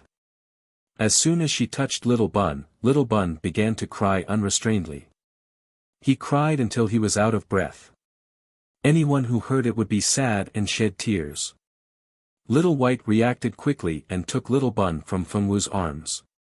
He shook and coaxed him gently. His actions were simply too professional. Feng Yanran looked at Little Bun awkwardly and then looked at Feng Wu. Does Xiao Yi not like me? She was a little sad. She liked that little guy very much. He was so small and chubby and was so cute. Being hated by such a cute little thing made Feng Yanran's mood a little bad. Since she was young, she had always been a likable little girl. No matter how difficult it was to get along with people, they would all like her. But today, she was hated by a little baby. Feng Wu girl did not know how to lie. She looked at Feng Yanran indifferently and then nodded honestly. Yes, he doesn't like you. Chapter 225. Since she had Xiao Bai, Feng Wu no longer had to worry about taking care of children. But Feng Wu knew a lot about her son. For example, if the little guy didn't like someone, he wouldn't be able to hug him. On the contrary, if he liked someone, he would not only ask for a hug, but would also smile and occasionally give a few kisses to the person he liked. Take Master Feng for example. Although this old man looked serious and didn't make children like him, Xiaoyi liked him very much. Not only would he ask for a hug, but he would also give him kisses. Master Feng also liked Xiaoyi very much. Every day, he would come to see the little guy and gave him a lot of good things. Oh! Feng Yanran heard Fenwu's direct words and her heart ached. Xiao Wu, do you really hate me? What do you not like about me? I can change. Don't hate me, okay? Don't let Xiaoyi hate me, okay? Fenwu's straightforward words made Feng Yanran misunderstand. This girl thought that Fenwu hated her so much that she didn't want her son to like her. Xiaoyi cried just now. Maybe it was because Fenwu didn't want her son to be close to her. Fenwu, you're thinking too much. What's wrong? Why is Yanran crying? Madame Lan and Feng Tianqing happened to pass by the garden and saw Feng Yanran crying. They immediately came over to see what was going on. Xiaoyi didn't like him, so he cried. Feng Wu's face was expressionless as she said seriously. Looking at her serious face, she believed that no one would believe that she was lying. Feng Yanran was stunned. Obviously, she didn't expect Fenwu to say this. She couldn't even accuse Fenwu of lying. I see. Yanran, it's not that Xiaoyi doesn't like you. He's just a little afraid of strangers. After you spend more time together, he will pester you. Madame Lan listened. So it was such a small matter. Fortunately, it wasn't Xiao Wu who bullied Yanran. She still remembered when Feng Yanran first came to the Feng family when she was a child, everyone doted on her. Xiao Wu felt left out, so she pushed Yanran into the lake. Fortunately, she was found by the servants in time. Yanran only drank some water and was not hurt. However, Xiao Wu was punished by her angry father. That beating almost took Xiao Wu's life. Now, she didn't want history to repeat itself. If it happened again, she didn't know if Xiao Wu would be able to survive. Is that so? I will get closer to Xiaoyi in the future. Xiao Wu, can I often go to your place to see Xiaoyi? Feng Yanran said shyly. Okay. Fenwu nodded. Yeah. Feng Yanran couldn't understand Fenwu's indifferent reaction. She still remembered that Fenwu was an impulsive and irritable girl when she was a child. She didn't expect her to be so tolerant after she grew up. She clearly didn't like her but didn't say it out loud. She pretended nothing in front of her aunt. Feng Wu, who was unaware of the situation, was labeled as a scheming girl by Feng Yanran. You two continue to play. Sister-in-law and I still have things to do, so we won't accompany you. Feng Tianqing looked at the two lovingly and said gently. Although Feng Tianqing had stayed in the Blood Moon Forest for 20 years and had a layer of murderous aura, she was very kind. She spoke and did things very quickly. Everyone in the Feng family liked her very much.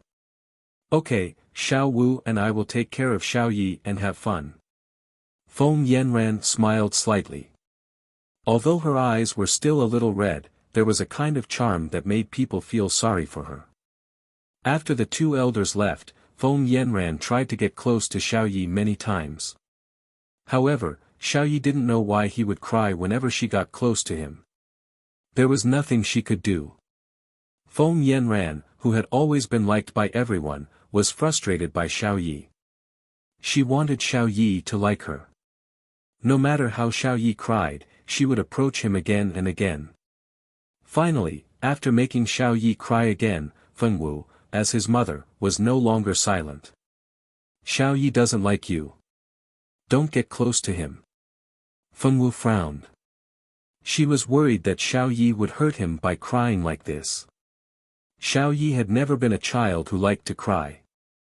It was the first time that he cried like this. I just want him to like me. Feng Yanran said with grievance. Her pair of beautiful eyes blinked and tears seemed to fall at any time. It's not good to force people. Fengwu was an honest girl. She thought that Feng Yanran had done something wrong, so she directly said the others, without thinking about leaving any face for the other. Fengwu, what is face? Wu. Xiao Wu, do you have any misunderstanding about me? Why do you hate me so much? When we were young, I always wanted to be good sisters with you. Why don't you like me? Feng Yanran cried in a low voice, her voice was full of grievance. Unfortunately, our Fengwu girl hated people crying the most. When she heard Feng Yanran cry so hard, she directly took Xiao Bai and little Bun Xiao Yi and left. After Feng Yanran cried for 2 minutes, she found that there was no movement next to her. She looked up with tears in her eyes. There was no one, they had already run away. Feng Yanran was stunned. She didn't expect that Fengwu would leave like this. She actually left like this voice repeated infinitely many times. Finally, Feng Yanran left the garden alone in a daze. After Feng Yanran left, 2 figures came out from the corner of the garden. Brother Yi Tian, Tingting thought you liked cousin Yanran very much. She was crying so sadly just now. Why didn't you comfort her? Feng Ting said with some hidden bitterness. Yi Tian hurriedly explained, no, I have always liked you, Tingting. I would never like cousin Yanran. Feng Ting looked at the anxious Yi Tian suspiciously. There was something wrong with this person. A few days ago, he liked Feng Yanran so much. Today, he said that he would never like Feng Yanran. This was too strange. Feng Ting was confused, but she didn't ask more. She pretended to be generous and forgave Yi Tian. The two talked and laughed as they strolled in the garden. On the day of the Feng family's banquet, almost all the important figures of the big families were present. Even the princes and princesses of the royal family came as representatives. Madame Lan asked Fengwu if she wanted to go to the banquet. Fengwu thought about it and shook her head. It sounded troublesome, so she didn't want to go. Madame Lan nodded and let Fengwu rest in the room. Then, she asked the servants to prepare a lot of food and send it to Fengwu's room. Only then did she leave and rush to the front hall. As the mistress of the Feng family, she couldn't leave for too long. There were still a lot of guests waiting for her to greet them. Originally, she wanted to let Fengwu attend this banquet, but she heard some gossip at the banquet just now. She didn't want her daughter to go out and suffer, so she went to Fengwu's room to ask. Chapter 226. Although it was not a big deal that Fengwu did not attend this banquet, she still had to explain it to the head of the family, Master Feng. If Fengwu suddenly did not appear, she was afraid that Master Feng would lose his temper. Madame Lan explained the situation to Master Feng. Master Feng pondered for a moment, and finally nodded heavily. That's it. Prepare more food and send it to her room. That girl loves to eat. It seemed that even Master Feng had discovered the nature of Fengwu girl's gluttonous nature. Madame Lan hurriedly responded and left to greet the guests. Tonight, the name of Feng Yanran was destined to resound throughout the aristocratic circle of the ancient eastern country. From the gorgeous appearance of Feng Yanran, she replaced the 3 beauties and became the most beautiful fairy in the eyes of all the men present. Although Princess Ronghua, Lan Zhou, and Qiu Ruobing did not become wallflowers that no one paid attention to, the men around them had decreased by at least 2/3. Only 1/3 of them were still with the 3 of them. Although these men were not seduced, their eyes slipped to Feng Yanran's side from time to time. Although the 3 of them did not put these men in their eyes, they believed that any woman would not feel comfortable if her pursuer was stolen by another woman. Princess Ronghua was very lucky. Fortunately, Prince Mingxi did not attend this banquet of the Feng family. If Prince Mingxi saw Feng Yanran, what if he also fell in love with her? Even if Princess Ronghua was unwilling to admit it, she could not deny the beauty of Feng Yanran. The three beauties were not so bad. At least there were some men around them. The other girls were not so good. Compared with the three beauties, they were much inferior. Fortunately, the three beauties were of high status, and many men looked down on them. Now that Feng Yanran had come, most of the men were fascinated by her. Originally, there were a few men who were trying to please her, but now they all surrounded Feng Yanran. The girls secretly bit their handkerchiefs and called her a little vixen in their hearts. They were jealous of Feng Yanran's beauty. It seemed that in a short time, Feng Yanran had successfully replaced Fengwu and become the public enemy of all the girls. The appearance of Fengwu could be considered as a great help to Fengwu, because the topic of discussion among the aristocratic girls who didn't like her before was no longer about her. They all became the femme fatale Feng Yanran. The Feng family rarely held banquets. This time, they specially held a banquet for Feng Yanran and her mother. It was enough to see how much importance they attached to Feng Yanran and her mother. Madame Lan took Feng Yanran to socialize with all the top-notch ladies and gave Feng Yanran enough face. Feng Wuliu, who was usually serious, also stood with Feng Qianqing all the time. The father and daughter talked and laughed. It was enough to see the deep relationship between father and daughter. All the forces present could see that Master Feng liked the mother and daughter. With Master Feng's favor, Feng Yanran's value immediately increased several times. Many first-class families wanted to look at Feng Yanran for their direct descendants. Although Feng Yanran was not a direct descendant of the Feng family, Master Feng only loved her among so many granddaughters. This was enough to increase her status. How could you tell that Master Feng doted on Feng Yanran the most? Was there a need to see it? Look at the Feng family. Had they ever held a banquet for any granddaughter in the past few years? Feng Yanran had done it. Although this banquet was not held for her alone, her mother, Feng Qianqing, was also there. No matter what, she occupied half of the banquet. Feng Qianqing was Feng Yanran's mother. At a glance, this mother and daughter occupied a pivotal position in Master Feng's heart. Their position in Master Feng's heart was probably much higher than the two daughters of Master Feng. Feng Ting had been smiling elegantly the whole time, but she hated in her heart. What was so great about Feng Yanran? Was Grandpa old and confused? Although Feng Yanran was also surnamed Feng, she was not a real member of the Feng family. At best, she was just a relative. For a relative, he had to hold a banquet for her in the name of the Feng family. Even Feng Juntian had never received this kind of treatment. What the hell was Feng Yanran? Lin, why are you here alone? There are many small games to play over there. Why don't you go over there and have a look? Feng Ting saw Lin sitting alone in the pavilion and eating snacks. She walked forward with a smile and said, "It's you, Feng Ting. What's wrong? Are you not convinced? Do you not want to see Feng Yanran being favored, so you ran out of the banquet hall?" They had already left the banquet hall. There were some small games arranged by Madame Feng for young men and women in the garden. But now they were all playing with the same girl. The boys had long been fascinated by Feng Yanran and were all circling around her. The smile on Feng Ting's face did not change. "What are you talking about, Lin? Why do I feel uncomfortable? I think the one who is really uncomfortable is you. You are both granddaughters of Grandpa, but Grandpa only cares about Feng Yanran.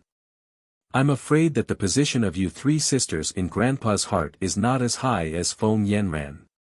Grandpa is just leading the wolf into the house. Feng Yanran is destined to destroy the Feng family." Lin suddenly realized that she had said something she should not have said. She suddenly shut her mouth and looked a little annoyed. Destined to destroy the Feng family? What did this mean? What ability did Feng Yanran have to destroy the Feng family, one of the strongest families in the ancient eastern country? Feng Ting was puzzled. Unfortunately, no matter how she asked, she could not get any more important information. The doubts in her heart were not solved, but deepened. Don't ask any more. It's not good for you to know too much. For the sake of your cousin, I'll remind you that you'd better stay away from Feng Yanran. If you get too close to her, you won't have a good end. After saying this, Yi Lin walked away as if there was a ghost chasing after her.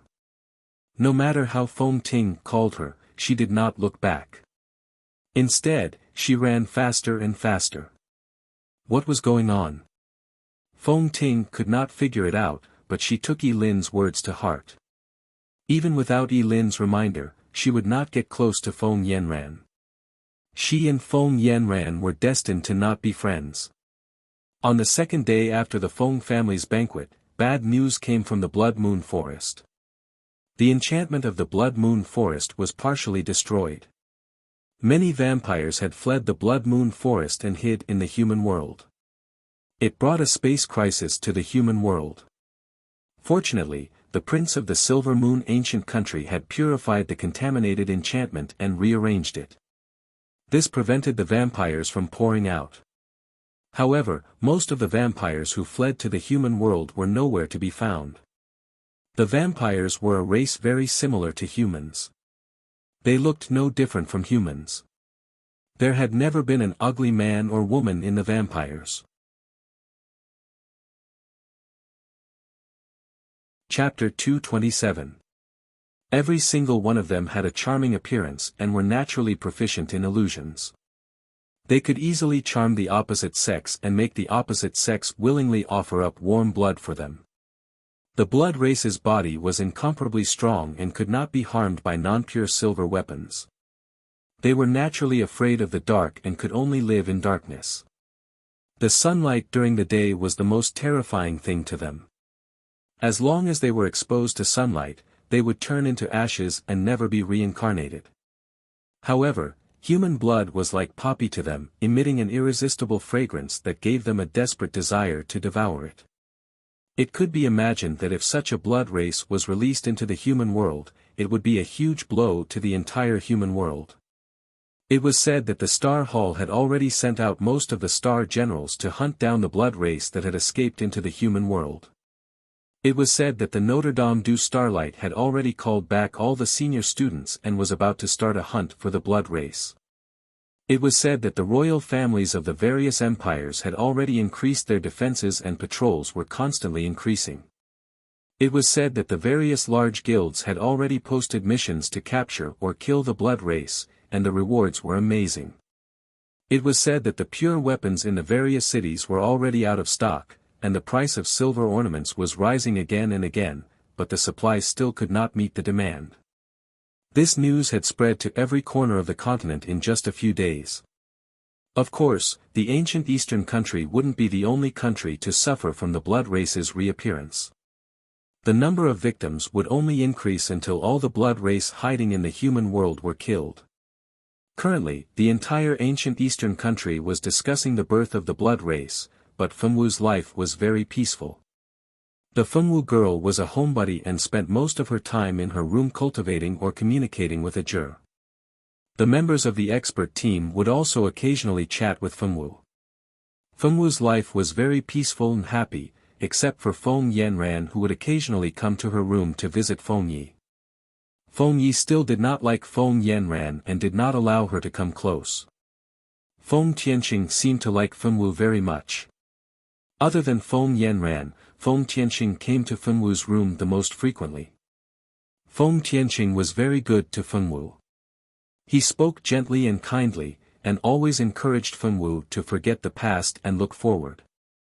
Unfortunately, Fengwu girl didn't have the original owner's memories. Even if she wanted to forget the original owner's past, she needed memories to make her forget. Fengwu, I don't understand. On this day, Ming Shi used the communication crystal to ask Fengwu to meet him at the same place. In an ordinary house, Fengwu's Xiaochun was returned to her. Xiaochun was very happy to see its master. Although it felt that this man's aura was not bad, it still liked its master the most. It was a sword with a strong will. It did not think that it would find a new master just because it smelled good. However, it felt very good to go out and play this time. There were a lot of dirty things that it could purify.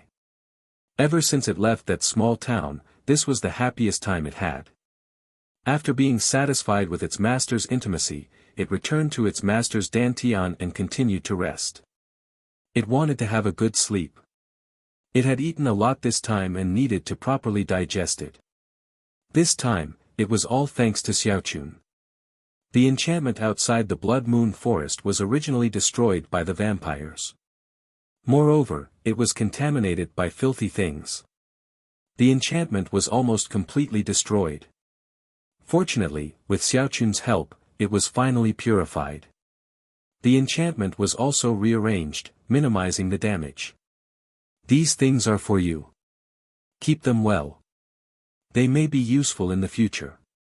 Ming Shi's face, which was as beautiful as the moonlight, had a faint smile on it. His smile was filled with gentleness, and he didn't seem to be as distant as he usually was when facing unfamiliar people. N. Fengwu took the space bag and directly threw it into her own space ring. She did not even look inside. Is it dangerous? Fengwu seriously raised her head and looked at Ming Shi.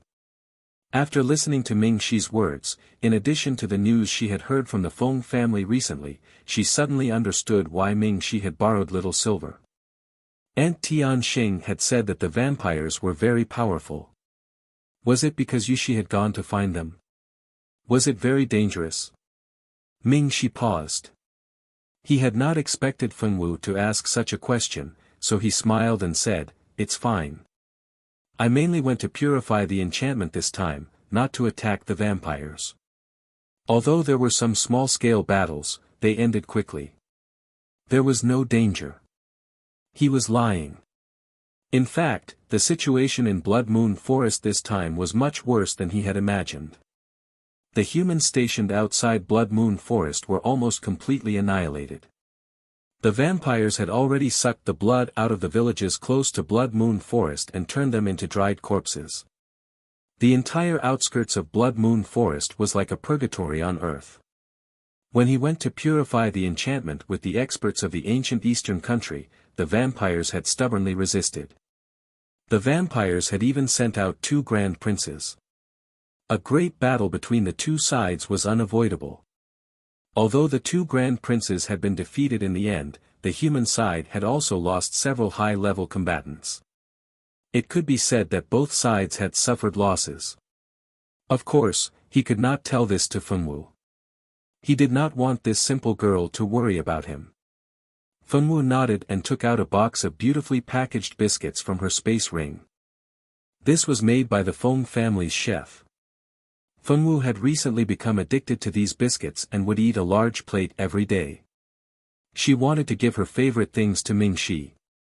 The young girl held up the biscuit and looked at him expectantly. It made him feel that not accepting it would be a crime. Reaching out to take the biscuit, Fengwu's mouth curled into a faint smile. Even her eyebrows were slightly curved. Ming Shi smiled. He had only received the biscuit. How could such a simple action make her so happy? Eat. Fengwu looked at him seriously and said. Eat now. Ming Shi asked. Eat now. Fengwu nodded. Ming Shi picked up a biscuit and put it in his mouth. A thick milky fragrance immediately spread throughout his mouth. The taste is very good. You should eat some too. He passed a biscuit to Fengwu so that she could eat it. Fengwu also picked up a biscuit and ate it silently. It was just that the curved corners of her mouth showed that she was in a very good mood. Xiao Wu, I will leave the ancient eastern country tomorrow. Today, in addition to returning your sword, another purpose is to say goodbye to you. The next time we meet will probably be after school starts. Take care of yourself. There are many people in this country who are hostile to you. Before leaving the ancient eastern country, be careful and don't be careless. During Ming Shi's days in the ancient eastern country, even if he did not specifically inquire about Fengwu, Princess Ronghua would occasionally talk about Fengwu. Thanks to Princess Ronghua, Ming Shi knew a lot about Fengwu's situation in the ancient eastern country. Princess Ronghua was also a smart woman. She would never speak ill of people directly. Instead, she would lead the topic to let people think about it. Chapter 228. Unfortunately, she met Ming Shi. No matter how Princess Ronghua guided him, Ming Shi would not be fooled. He knew better than Princess Ronghua what kind of girl Feng Wu was. No matter what Princess Ronghua said, he would not believe it, nor would he be swayed. Ming Shi was leaving. Feng Wu pursed her lips. She was a little unhappy, but soon her eyes were bright again. She could still see Ming Shi at school, and when she returned to school, she could see him. After returning to school, she must work harder to marry Ming Shi and let Ming Shi be the baby's father. Feng Wu firmly clenched her hands. Ming Shi left. His departure did not alarm the nobles of the ancient eastern country. Except for some people in the royal family, no one knew when he left. After Ming Shi left, the most disappointed person was Princess Ronghua. She wanted Ming Shi to be fascinated by her, but unfortunately, she had not succeeded. How could Princess Ronghua be willing to accept this? No matter what Princess Ronghua thought, Ming Shi really left. With a wave of his sleeve, he left behind a broken heart. Xiao Wu, you have to take good care of yourself. You have to get along with your classmates at school. Be careful. Don't let others bully you, okay? Madame Lan stood in front of the gate of the Feng family, crying as she sent her little daughter off. Soon after Ming Shi left, it was time for Feng Wu to go back to school. That was the end of the holiday. Madame Lan was very reluctant to part with her daughter.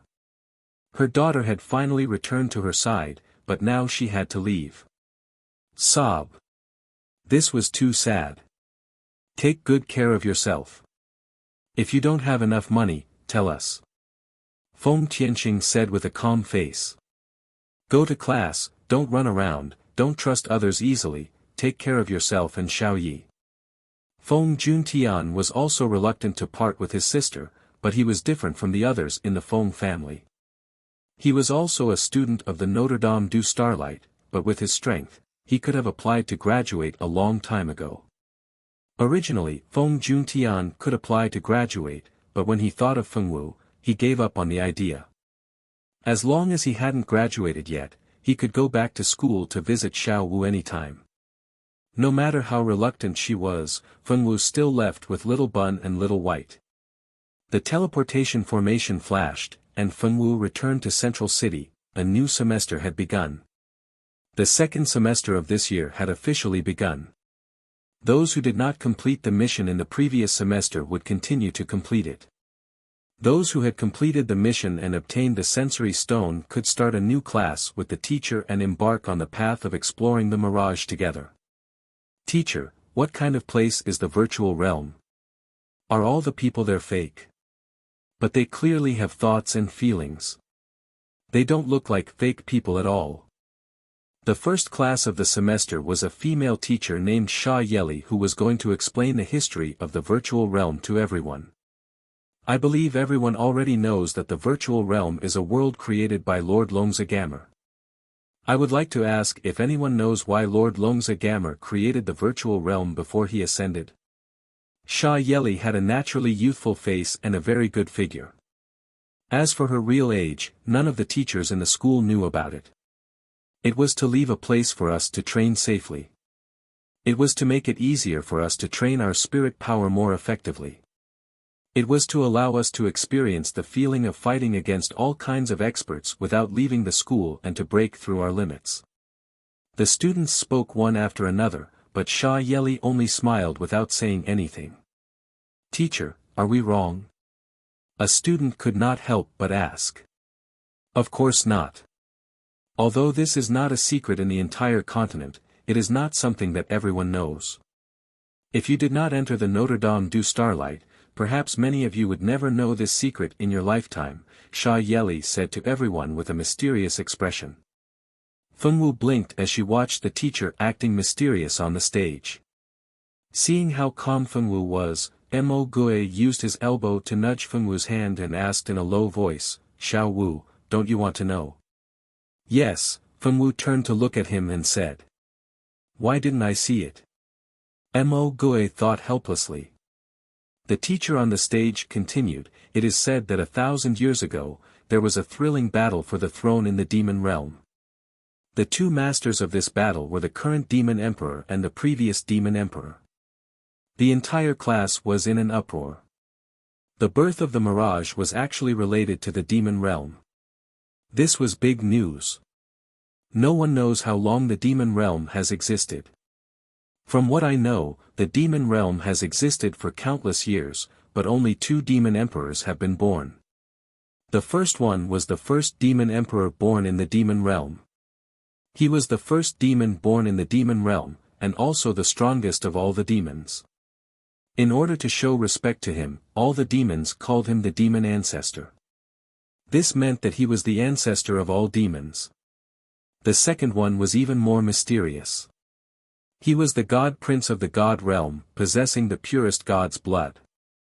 However, his heart fell into the demon path, and he became a demon god. No one knew the real names of these 2 demon emperors. In order to distinguish the 2 of them, people called the first demon emperor the demon ancestor. The second one was the true master of the demon realm, and people called him the demon emperor. Back then, after the current demon emperor turned from a god into a demon god, the god realm could no longer accommodate him, so he left the god realm with his subordinates and found the demon realm. He defeated the demon emperor at that time and became the new king of the demon realm. Although the demon ancestor was defeated, he did not leave the demon realm. Instead, he and his loyal subordinates launched counterattacks again and again, hoping to take back the demon realm. Unfortunately, the demon ancestor never succeeded. In the last battle for the throne, the demon ancestor was seriously injured and fled from the demon realm to the human realm. Everyone's heart beat faster as they listened. They were very excited. They really didn't expect that such a thing had happened in the demon realm. Moreover, it was related to their human realm. This was too exciting. The entire class listened quietly to Sha Yeli's narration of the battle, not a single one of them interrupted. Because he couldn't defeat the current demon emperor many times, the demon ancestor gave up. He had a terrible idea in his heart. He wanted to transform our human realm into a new demon realm, and then continue to be the king of the demon realm in this world. What? This demon ancestor is too much. How can he do such a thing? I express my deep disdain for him. Needless to say, that guy must have failed. He couldn't even take over the demon realm, and he still wants to take over the human realm. He's dreaming. Everyone expressed their opinions at once. Most of them expressed their dislike for Lord Devil Ancestor. Chapter 229. The Fengwu girl quietly listened to everyone's discussion and remained silent. Mo Gui, on the other hand, joined the heated discussion and chatted happily with the others. "Teacher, what's next? Did the experts of our human race destroy the demon ancestor's body and soul? From then on, he won't dare to have any ideas about our human world." Mo Gui excitedly raised his hand and spoke. "Are you stupid? If his body and soul are destroyed, how can he have any ideas about the human world?" Mo Gui's words immediately caused a lot of students to ridicule him. "You little brats, do you think the demon ancestor is a small character? That's the demon ancestor. Even if he was injured when he fled to the human world, he's still not someone ordinary humans can defeat. At that time, the one who led the humans to surround and kill the demon ancestor was Lord Longza Gamer. At that time, Lord Gamer had already reached the demigod realm. During the battle, he successfully broke through to the divine realm and could ascend to the divine realm at any time. Before he ascended, he used his divine power and a space-type divine item to create the mirage and sealed the demon ancestor's soul in the mirage. In that great battle, countless human experts fell. Many of the fallen experts voluntarily entered the mirage to guard the demon ancestor's demonic spirit. From then on, they lived in the mirage, immortal and indestructible. Before Lord Longza Gamer ascended to the divine realm, he gave the mirage to the Dean of our Notre Dame du Starlight, Lord Xinyuan. The Dean felt that it was too wasteful to use the mirage to guard the demon ancestor, so he used magic power to divide the mirage into several continents and separate the place where the demon ancestor was imprisoned. As for the other continents, they were used for students to gain experience. Over the years, because of the mirage, the strength of our human world has greatly increased. Because of the blow brought about by the demon ancestor, we finally completely recovered after a long period of time. Even Lord Longza Gamer couldn't completely destroy the demon ancestor. Selder asked somewhat unwillingly. Longza Gammon had always been the person Silda admired the most. Thinking of how even his idol was unable to completely destroy the fiend ancestor, he couldn't help but feel a little disappointed and indignant. That's not right. The demon ancestor attacking the human realm is such a big deal. The Star Hall should have done something. If the Star Hall had done something, why didn't the teacher mention anything about the Star Hall in the story? A smart student immediately asked honestly. Who told you that the Star Hall didn't take action? The Star Hall suffered heavy losses in that battle. 3 of the 4 successors of the Divine Seal from 2 generations ago were sacrificed in that battle. As for the Star Hall Master, due to some restrictions, he can't use too much power in the human world. That's why he hasn't been able to do anything. That's why the demon ancestor is able to kill us humans in the human world. In that war, too many human beings were sacrificed. Countless high-grade magicians and swordmasters were sacrificed in that war. That war could be said to be the most tragic war in the human world after the war between gods and devils. Teacher, why couldn't the Star Hall Master take action? Even if the Star Hall Master couldn't take action, there's still our Dean, right? Why couldn't both of them take action? A female swordmaster asked cautiously. I already said that there are restrictions. I'm just a little teacher. How do you want me to answer such a profound question? Sha Yeli angrily slammed the table, scaring all the students into shrinking their necks. It's over. This lowly teacher is so hot-tempered. She glanced at the girl who casually asked a question. What are you asking? Why are you asking so many questions? The girl felt so wrong that she almost burst into tears. I won't ask any more. Class dismissed. Sha Yeli slammed the table again. Holding a textbook, she walked away without looking back. However, her stride seemed to be a little big, as if she was running. Is it okay if she doesn't run? She has to go back and check the books. These students are too blind. Why do they ask the teacher every question? Can't they read more books themselves? The students were speechless. Since some of the students had obtained the induction stones in advance, the school had arranged for a teacher to teach them how to use the induction stones to sense the ethereal plane. Meanwhile, the students who did not obtain the induction stones had no choice but to continue earning money. Most of them had yet to complete their quests. Ugh, if I knew this would happen, I wouldn't have set such a high quest for myself. Why is it so hard to earn money these days? The students who obtained the induction stones, regardless of whether they were from the magician school, swordmaster school, or other schools, were all gathered in a classroom. The students who held the induction stones sat a short distance away from each other and began to sense the entrance to the ethereal plane according to the teacher's instructions. Some of the students tried to learn how to sense the ethereal plane on their own during the holidays. After putting in a lot of effort, they finally managed to enter the ethereal plane. There were also some students who did not learn anything related to the induction stones during the holidays. Due to their lack of experience, it took them quite some time to sense the entrance to the ethereal plane. While a portion of the students were still trying to learn how to sense the ethereal plane, another portion of the students had already sensed the entrance to the ethereal plane and successfully entered it. After Fengwu entered the ethereal plane this time, she directly went to Xihua City. There was actually a Notre Dame du Starlight in the ethereal plane. Fengwu did not know about this when she entered the ethereal plane the last time. Now that she heard about it from her teacher, she found out that Notre Dame du Starlight had a classroom in the ethereal plane.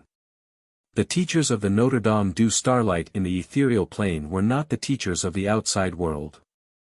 They were the heroic spirits of seniors who had fallen in the battle with the demon lord.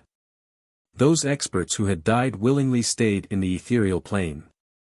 As long as the ethereal plane was not destroyed, they would not die. If they did not find something to do with their slow lives, it would be too boring. Therefore, when the Notre Dame du Starlight invited them to become teachers and teach students, some of the bored seniors agreed just to have some fun. It was just that these teachers had very bad tempers. If there were students who couldn't satisfy them, they would mercilessly chase them out of the class they were in charge of. Therefore, one mustn't think that their future would be bright just because they could meet a great teacher. That would depend on whether or not the great teacher would take a liking to you. The ethereal plane was a magical world. As long as one's spiritual power entered the ethereal plane, their spiritual power would continuously increase. Although the increase was very slow, it was still much easier than cultivating in the outside world. This was also one of the reasons why many senior students preferred to stay in the virtual realm. As long as one was in the ethereal plane, their spiritual power would increase even if they did not cultivate. Only a fool would not do such a good thing. Of course, another important reason was the inheritance of the peerless experts who had chosen to stay in the ethereal plane. There were countless opportunities in the ethereal plane. There were powerful inheritances that could not be seen in the outside world, waiting to be discovered. There were also mysterious and powerful teachers waiting to be apprenticed to.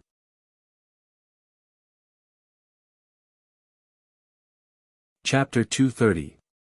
In short, as long as you entered the mirage and had a little bit of luck, even if you couldn't ascend to the god realm and become a god, you could at least become a sword saint.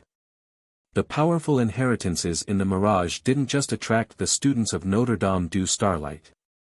Many aristocratic families and members of the royal family were also attracted by the powerful inheritances. The mysterious mirage attracted countless young experts, and everyone wanted to be the next lucky person to obtain the powerful inheritances. However, with so many people entering the ethereal plane every day, how many of them could actually obtain the inheritance? The inheritance was also selective. It was not like any random Tom, Dick, or Harry who entered the ethereal plane could casually give a bun to a beggar at the entrance of a village and obtain clues about a mysterious sect or a divine artifact just like how it was written in online gaming novels. According to the teacher, the Notre Dame du Starlight in the Mirage was located in Xihua City, and what they needed to do was to report to the academy in Xihua City. Fengwu found a kind-hearted auntie and asked for directions. The auntie told Fengwu the location of the Notre Dame du Starlight. After walking for about 15 minutes, they saw a school that looked exactly like the Notre Dame du Starlight in the real world. There were already a few familiar-looking students at the school gate. These were the students who were in the same classroom as Fengwu. This time, there were only about 20 students who had successfully entered the Mirage, and they were led through the school gate by the teacher. The first thing they had to do after arriving at the Notre Dame du Starlight was to take the class assignment test. Teacher. Are you kidding me? This is our first day here, and we haven't even learned anything yet. Isn't this too difficult? A boy from the Swordmaster department yelled. That's right, teacher. It's too difficult. Can you let us go and read a few more books before we come back? Teacher, please let us go. If they had known, they wouldn't have gone out to play during the holidays. It would have been better to stay at home and read a few more books. Alright, we won't be testing theoretical knowledge. We'll be testing actual combat. The teacher didn't know whether to laugh or cry as he looked at the group of begging students. Phew. That's good, that's good. The boys patted their chests. As long as it wasn't theory, anything was fine. No way, teacher. This is too unfair to us girls. The pretty girls from the sorcerer department couldn't take it anymore. The girls from the sorcerer department didn't have any advantages when fighting with others in the early stages. If they really fought, how could they be the opponents of those animals from the swordmaster department? TSK. You girls from the mage faculty are too useless. If you're so afraid of death, just go home. What's the point of coming to school? The girls of the swordsman department had always looked down on the sorceresses, so of course they wouldn't be polite to them. You bunch of tomboys. What qualifications do you have to talk about us like that? The mage girls couldn't take it anymore, and the girls from both sides were arguing so much that they almost started fighting. Enough. Do you still have any respect for me as your teacher? You should learn from this student. Look at her. She's been standing there obediently and not causing any trouble. Unlike you, you dare to quarrel when the teacher is still here. When the teacher spoke, he looked at the Funwu girl with a praising gaze. She was the only one who hadn't spoken out of all the girls present. After seeing how powerful those girls were, the young teacher suddenly felt that these quiet girls were so cute. Mage girls, who is this person? I think she's from the swordmaster department. She's purposely not speaking to make her presence known in front of the teacher. She's really scheming. Swordmaster department girls, who is this person? I think she's from our swordmaster department. A girl from our department is fighting with a girl from the mage department, and you're actually standing there and not getting involved. How disunited. How unfriendly. Funwu girl, hurry up and take the exam. I'm hungry. Stop quarreling. Come with me. After the teacher finished speaking, he walked in front and led the way. He brought the new students who had just entered the virtual world version of Notre Dame du Starlight to the exam venue. Following the teacher, the students walked into a large building and stopped at a room on the first floor. Go in. The teacher said. The students opened the door with some curiosity and hesitation. They walked in one by one, with the teacher at the back. There were 4 large doors in the room. Each door looked exactly the same. On the door, there was an introduction to each room written in the common language of the continent. Do you see that? Behind these 4 doors is your examination hall. The content of each door is different. The first 2 doors can only be chosen by the students of the mage major, and the last 2 doors can only be chosen by the students of the swordsman major. The 4 doors represent 4 different teachers. Now, let me introduce you to the 4 teachers who set up these 4 barriers. The first is the legendary mage Saint Lord Niger from thousands of years ago. Lord Niger is an extremely powerful dual-element mage saint of fire and wood. Lord Niger is best at combat magic. In the future, if you want to become a combat mage, you can choose the first door. The second teacher is also a warlock saint. It's just that this teacher doesn't major in combat magic, but in support magic. I believe many people have heard of this teacher's name before. She's the female warlock Saint Mariger, whose life is filled with legends. Mage Saint Mariger is a female mage saint whose life is full of legends. She has the power of light and wood. These 2 powers can not only be used as support in battle, but they can also be used alone in battle. In the library of Notre Dame du Starlight, there is a book on support magic written by Mage Saint Mariger. In the future, if you want to become an outstanding support mage, you can choose the second door. After the introduction of the 2 teachers, it immediately caused the students to discuss in low voices. Most of the boys chose the first door, while most of the girls chose the second door. The third teacher is a sword saint. I believe all of you are familiar with his name. He is a peerless master of both magic and martial arts, the Heaven Extinguishing Sword Saint. It's actually the Heaven Extinguishing Sword Saint. Oh my God, are we dreaming? He is a legendary figure from thousands of years ago. So he also fell in that great battle. My grandfather told me before that if the heaven-extinguishing sword saint didn't fall in an accident, he would definitely ascend to the divine realm. For the sake of the heaven-extinguishing sword saint, I must choose the third door. No one can stop me. I will fight whoever tries to stop me. TSK. Who has the time to stop you? Don't block the third door, okay? You are blocking my way. I must be the first to rush in for the exam later. Hearing the name Heaven-Extinguishing Sword Saint, many students went crazy. The Heaven-Extinguishing Sword Saint was a true peerless sword saint. Legend had it that he was the existence closest to the sword god. Chapter 231. As long as they could stay by his side, even if they only learned a few moves, they would definitely not be bad in the future.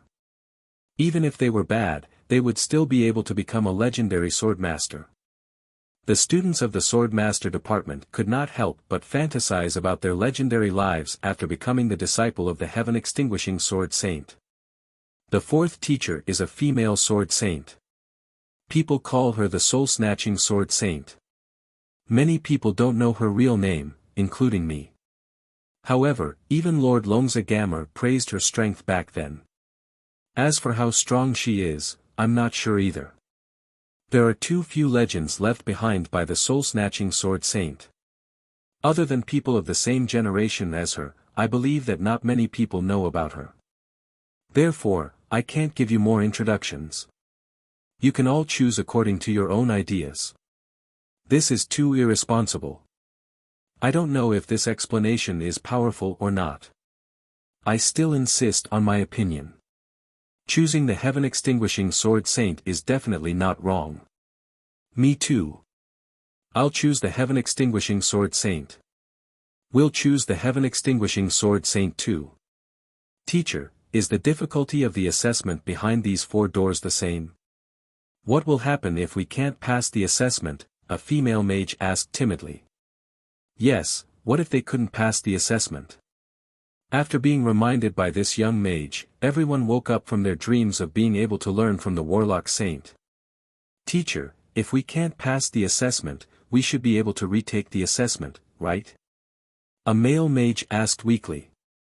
This time, the swordmaster department did not laugh at the cowardice of the mage department.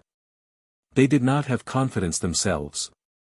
It was obvious that the assessment set by a warlock saint was not simple. Retake the assessment. Dream on. If you can't pass the assessment, you can go to an ordinary class and have a chance to become the disciple of a warlock saint. Every student only has one chance. If you can't pass the assessment, you won't have another chance. Of course, if your performance is outstanding enough in the later stages, you still have a chance to be accepted by a warlock saint, although this chance is almost non-existent. Hearing this answer, the scene was instantly filled with grief. So there was only one chance. If they succeeded, they would die trying. Teacher, other than these 4 teachers, are there any other teachers we can choose? If they chose a less difficult one, their chances of passing the assessment would be much higher. There is another teacher who is a demigod. Back then, he was only half a step away from becoming a true god and ascending to the divine realm. That teacher also set up an examination venue. Do you all want to go and try? The teacher looked at the students coldly and said. The students looked at each other and blinked in disbelief. Demigod? Was this for real? He actually had a teacher who was a demigod. We're not dreaming, are we? Teacher, I just want to ask. Is their demigod teacher the magic god or the sword god? Mo Gue asked impatiently. That was a demigod. After the true gods ascended to the divine realm, demigods became the strongest fighting force in the human world.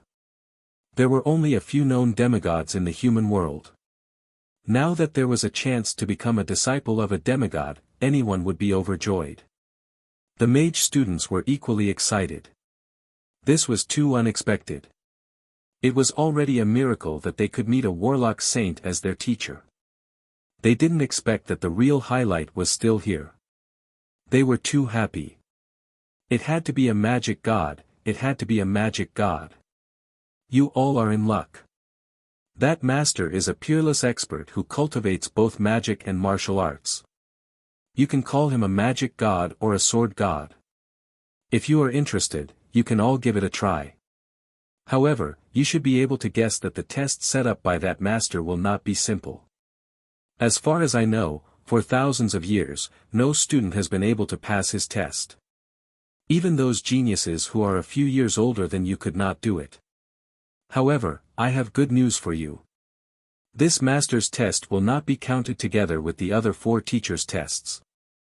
Therefore, if you fail, you can still choose one of the other 4 doors to take the test again. This news was really good news for all the students. Originally, each person only had 1 chance, but now it had become 2. This news couldn't be better. Even if they couldn't become a disciple of a demigod, they could at least take the test to become a warlock saint's disciple again. Alright, now you can enter the test venue that you have chosen. If you choose the test venue set up by a demigod, look over here. The teacher pointed in the direction behind them. They saw that a golden door had appeared on the originally empty wall. After passing through this golden door, you will reach the test venue set up by the demigod. If you want to go, go quickly. Although I don't think that any of you will be lucky enough to be chosen by a demigod, you should not let go of this opportunity, the teacher said without much hope. The students were silent. Did he have to be so discouraging? Could he still be a teacher and student happily? The golden door was right in front of them, and the test behind this door did not count. In other words, even if they failed, they still had another chance to take the test. This was such a good thing, so no matter what, they had to go in and take a look. No one chose to go through the other doors first. As long as there was a chance, no one would not want to become a disciple of a demigod. Among these students, not all of them were so excited that they lost their minds. At the very least, a few of them were still very clear-headed. They were Fengwu, Ajur, Zicheng, and Irene. Fengwu did not think that becoming a disciple of a demigod was a big deal at all. Because she did not feel anything, she was not excited. Ajur had already received the recognition of the seal of Xia of the 4 god seals. He had already received the best. Naturally, the other inheritances would not be able to catch his eye. As for Zicheng, it was because she had the favorability system. With the system in hand, as long as she had enough favorability, there was nothing that she could not exchange for. Although she also wanted to be recognized by a demigod and be accepted as a disciple, she would not lose her mind for such a small benefit. Among the 4 of them, Irene was the most confused. Irene's mind was in a mess, but it was not because of the excitement of hearing that a demigod was going to accept a disciple. The reason for her confusion was very simple. It was because, in her memory, the female lead Zicheng had never participated in any demigod's disciple test. In the novel, there were only 4 doors to choose from. Zicheng had chosen the first door and became the disciple of a powerful combat sorcerer as a woman. But now, the content of the test had not changed. Instead, there was an additional test for a demigod's disciple. Where did this demigod come from? Could it be that he was also a transmigrator? Irene had many guesses in her mind, but she could not confirm which one was the closest to the truth. She took a few deep breaths to sort out her chaotic thoughts. She had to calm down. After all, this was not the first time the plot had changed. How many times had it been? She had to get used to it. She could not be distracted by such a small matter. Chapter 232. Fengwu calmly followed the person in front of her into the golden door. After entering the door, her consciousness went into a trance for a moment.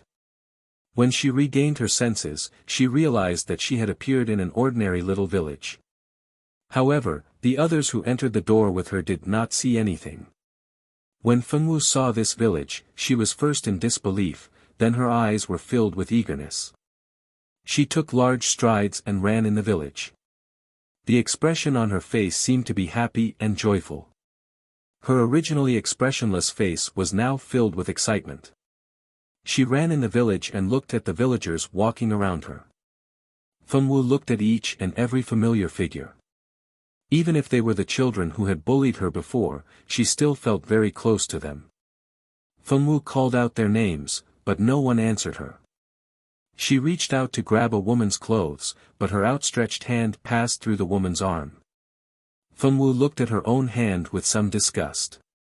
She watched these familiar yet unfamiliar people come and go in front of her. The children in the village played around in front of her. All of this scene was so familiar yet so strange. Master! Fengwu called out softly sadly. She turned to look at the mountain not far away. Wasn't this mountain the Mount Yuehua that Fengwu had lived in for more than 10 years in her previous life? She did not look at the villagers anymore. Instead, she quickly ran towards the mountain she had lived in for more than 10 years. On the mountain top, the bamboo house was still there, the hot spring was still there. Even the little animals that used to play with Fengwu were still in their original places. Only the master she cared about the most was nowhere to be seen. She searched the entire Mount Yuehua but could not find him. Fengwu was very sad. Master was gone. Would she never be able to find Master again? She missed Master so much. Fengwu's eyes reddened. She tried hard not to let her tears fall. Don't cry, don't cry. Master said before that the strong shed blood but not tears. She could not cry. She sniffled and held back her tears. She suddenly remembered that there was still a place she had not searched. That was the place where Master was in seclusion. She had not seen that place yet. Master must be there. Thinking of this, Fengwu's eyes instantly lit up. She was no longer depressed. She used her qin gong and used her fastest speed to go to the place where her master was in seclusion. There was a waterfall there, and behind the waterfall was a naturally formed cave. Her master was in that cave. With Fengwu's strength, it was very easy for her to pass through the cave. She walked into this familiar cave. In this cave, she didn't find her master. Instead, when she walked into the stone room where her master was in seclusion, the entire stone room underwent an unexpected change. In the blink of an eye, the stone chamber disappeared, Mount Yuehua disappeared, the village disappeared, and everything she was familiar with disappeared. Fengwu found that she had arrived at a huge square. All the people who had come to participate in this assessment were gathered in the square. Fengwu didn't have time to look at the surrounding environment when a familiar voice sounded. Fengwu had heard this voice since she was young in her previous life. She was simply too familiar with this voice. Welcome to this place. You should have seen the scene just now. Now, answer a few of my questions. If you can answer all of my questions correctly, you can become my disciple. An elegant and peerless voice suddenly resounded in the sky above the square. The square descended from the sky, and one could see a large expanse of the sky. There was not a single person in sight, and no one knew where the person who called himself by Lian Feng was standing and talking to them. The students looked at each other in dismay. Their eyes were filled with surprise and excitement. It was finally going to start. Great, quickly ask, we will definitely answer well. First question, what is the name of the village that you saw? Second question, what is the name of the big yellow dog at the entrance of the village? Third question, what is the name of the mountain outside the village? Fourth question, who is your favorite person? Fifth question, who am I? What kind of question was this? Were all demigod-level experts so unpredictable? What is the name of the village? What kind of question is this? How would I know? Is that big yellow dog called Big Yellow? Someone guessed. I don't know. I can't answer a single question. Someone had already given up. Could it be that this Lord doesn't intend to accept any disciple, so he came up with this method to make fun of us? Zicheng secretly frowned. Even she couldn't answer this kind of question. She was very doubtful whether there was a standard answer to these questions. Irene, what is going on? What kind of stupid question is this? I can't answer it at all.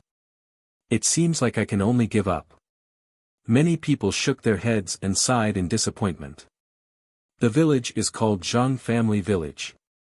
The big yellow dog is called Little Yellow. The mountain outside the village is called Mount Yu. The person I like the most is my master. You are my master. Fengwu seriously looked at the sky and answered word by word. After everyone heard Fengwu's answer, they didn't even have time to express their thoughts before they were ejected from the examination room. When they recovered, they had already appeared outside the golden door. What is going on? Could it be that the girl got it right?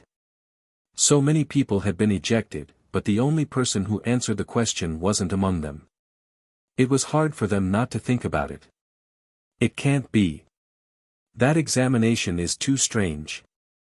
Where did these answers come from? Why didn't I notice anything?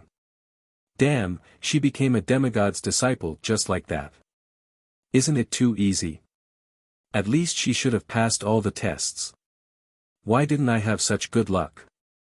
She became a demigod's disciple just like that. It's too easy to be a demigod's disciple. The teacher who was guarding outside was very indifferent when he saw them being ejected. However, after hearing the students' conversation, he couldn't stay calm anymore.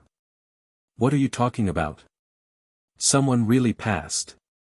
The teacher was so shocked that his jaw almost dropped. After so many years, he didn't know how many batches of students there had been, but there had never been a student who could gain the favor of that lord. Could it be that his luck was so good today? He actually witnessed that lord accepting a disciple. Who is it? Do any of you know the successful student? Which one is it? Is it from the sorcerer department or the swordsman department? The teacher anxiously grabbed the student closest to him and shook him with all his might. The unlucky student almost fainted from the shaking. Teacher, calm down, calm down. I'm almost fainted from your shaking. Please spare me. I don't know who that is. I only know that it's a girl. The student who was being shaken said impatiently. Who knows who that girl is? If anyone knows her, quickly come out and explain. The teacher finally let go of the unlucky student and turned his attention to the other students.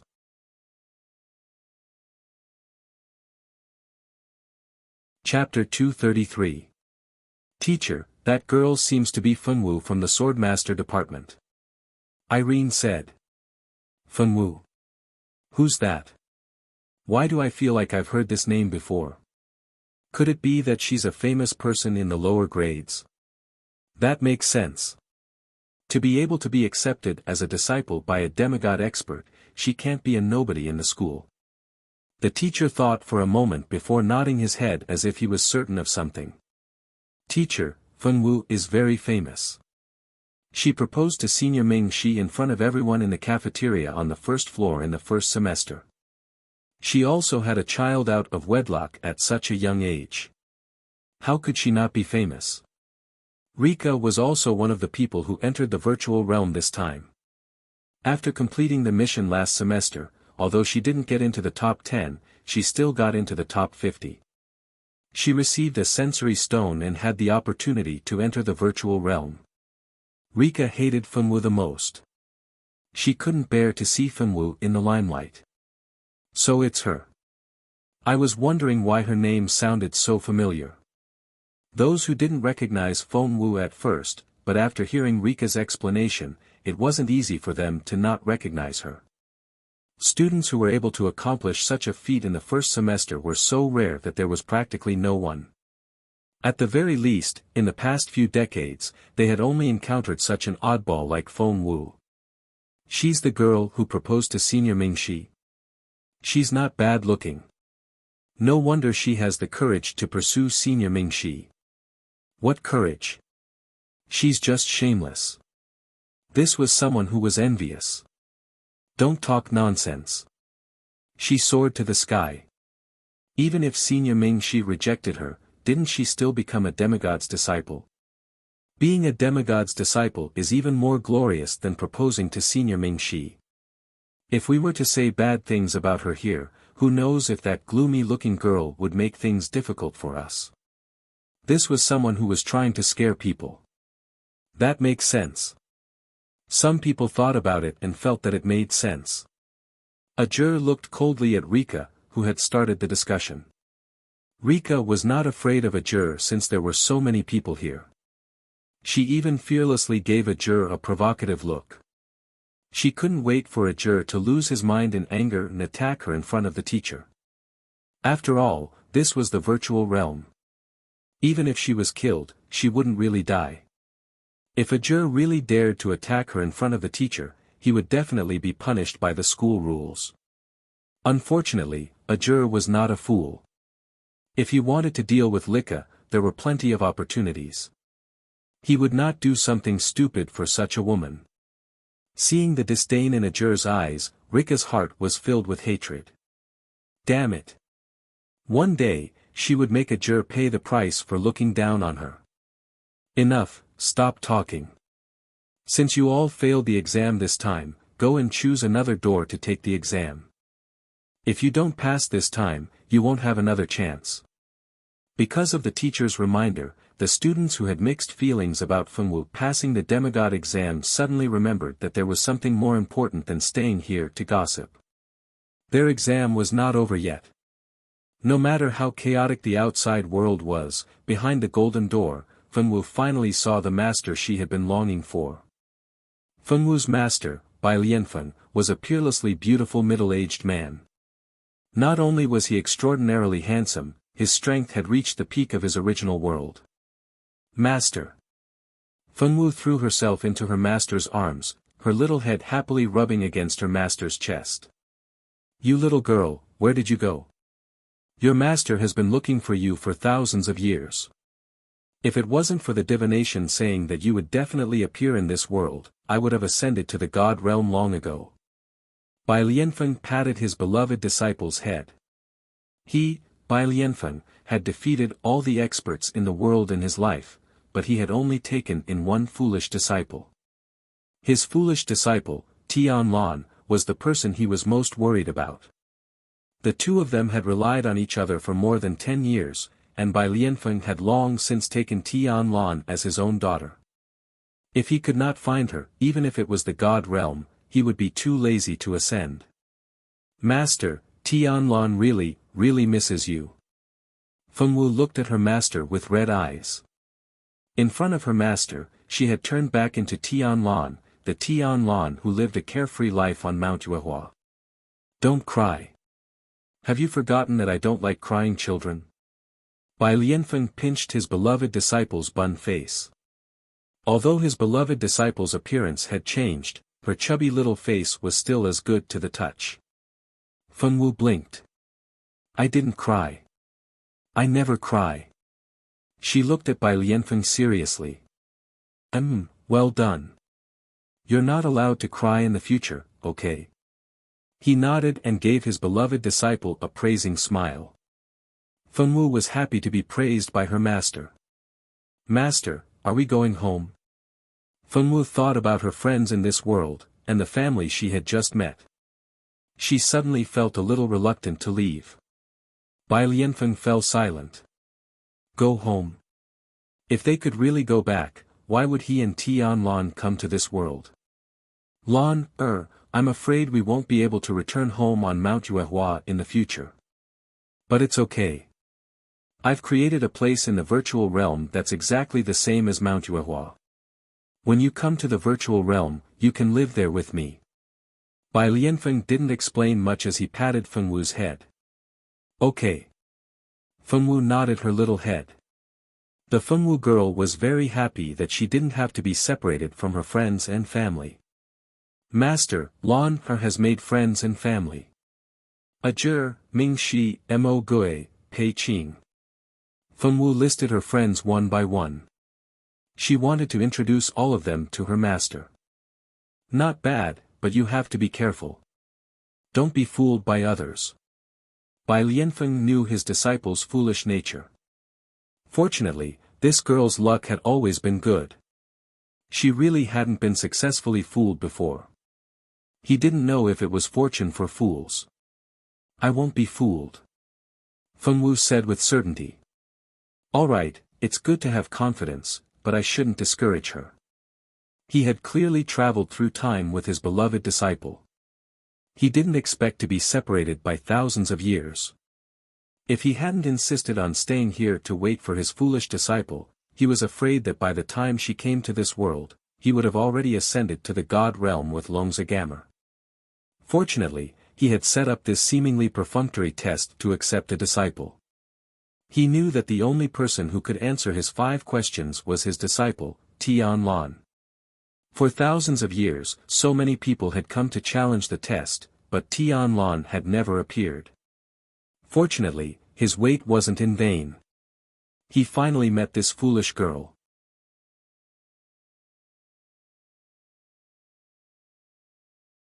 Chapter 234. Seeing his disciple that he had been waiting for, Bai Lianfeng was in a good mood. At the same time, he was curious about what had happened to his beloved disciple. Tell Master, what have you experienced since you came to this world? You haven't been bullied, have you? Feng Wu looked at Bai Lianfeng and told him everything that had happened since she came to this world. Feng Wu had never been a person with a talent for telling stories. When she talked about what she had experienced, she did not have any feelings at all. It was just the most ordinary narration. Bai Lianfeng listened to Feng Wu's story. He had gone from the initial shock to the current calmness. He had never thought that his young disciple would already have a child. It seemed that when this child transmigrated, she was already giving birth. What kind of luck was this?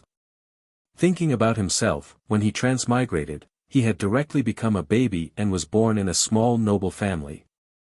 Fortunately, he did not transmigrate as a son of a concubine. Although his background was not very high, he was still the only young master of the direct line of descent in that small family.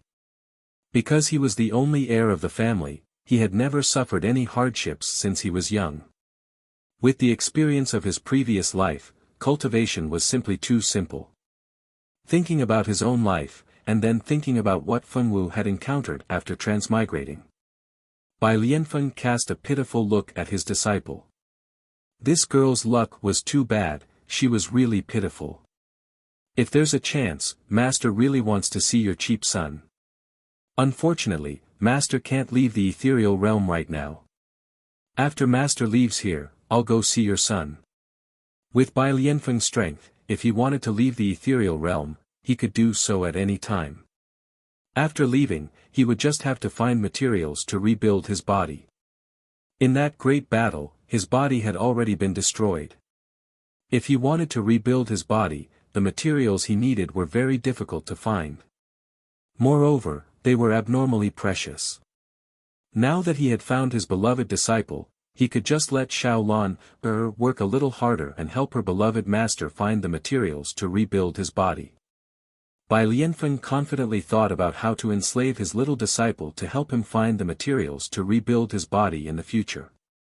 The Feng Wu girl still didn't know that a certain unscrupulous master had begun to miss her. She was still immersed in the joy of finding her master. Master, why are we here? Feng Wu was not a fool, but she rarely forced herself to think about things that she did not know the answer to. Inexplicably coming to such a strange world, anyone would doubt the reason why they suddenly came here. Feng Wu girl certainly had doubts, but she couldn't figure it out, so she didn't think about it. Now, she met her master. In Feng Wu's mind, her master was the smartest and most powerful person in the world. She had long been used to asking her master for answers to things she didn't understand. Xiao Wu, this is a long story. Let master tell you slowly. Bai Lianfeng sighed.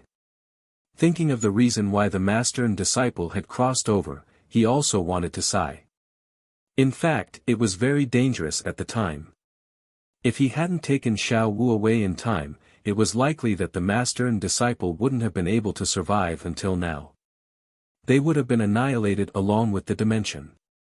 The world that Bai Lianfeng and Feng Wu lived in was called the Little Dust World. In this Little Dust World, there were many mortals and cultivators.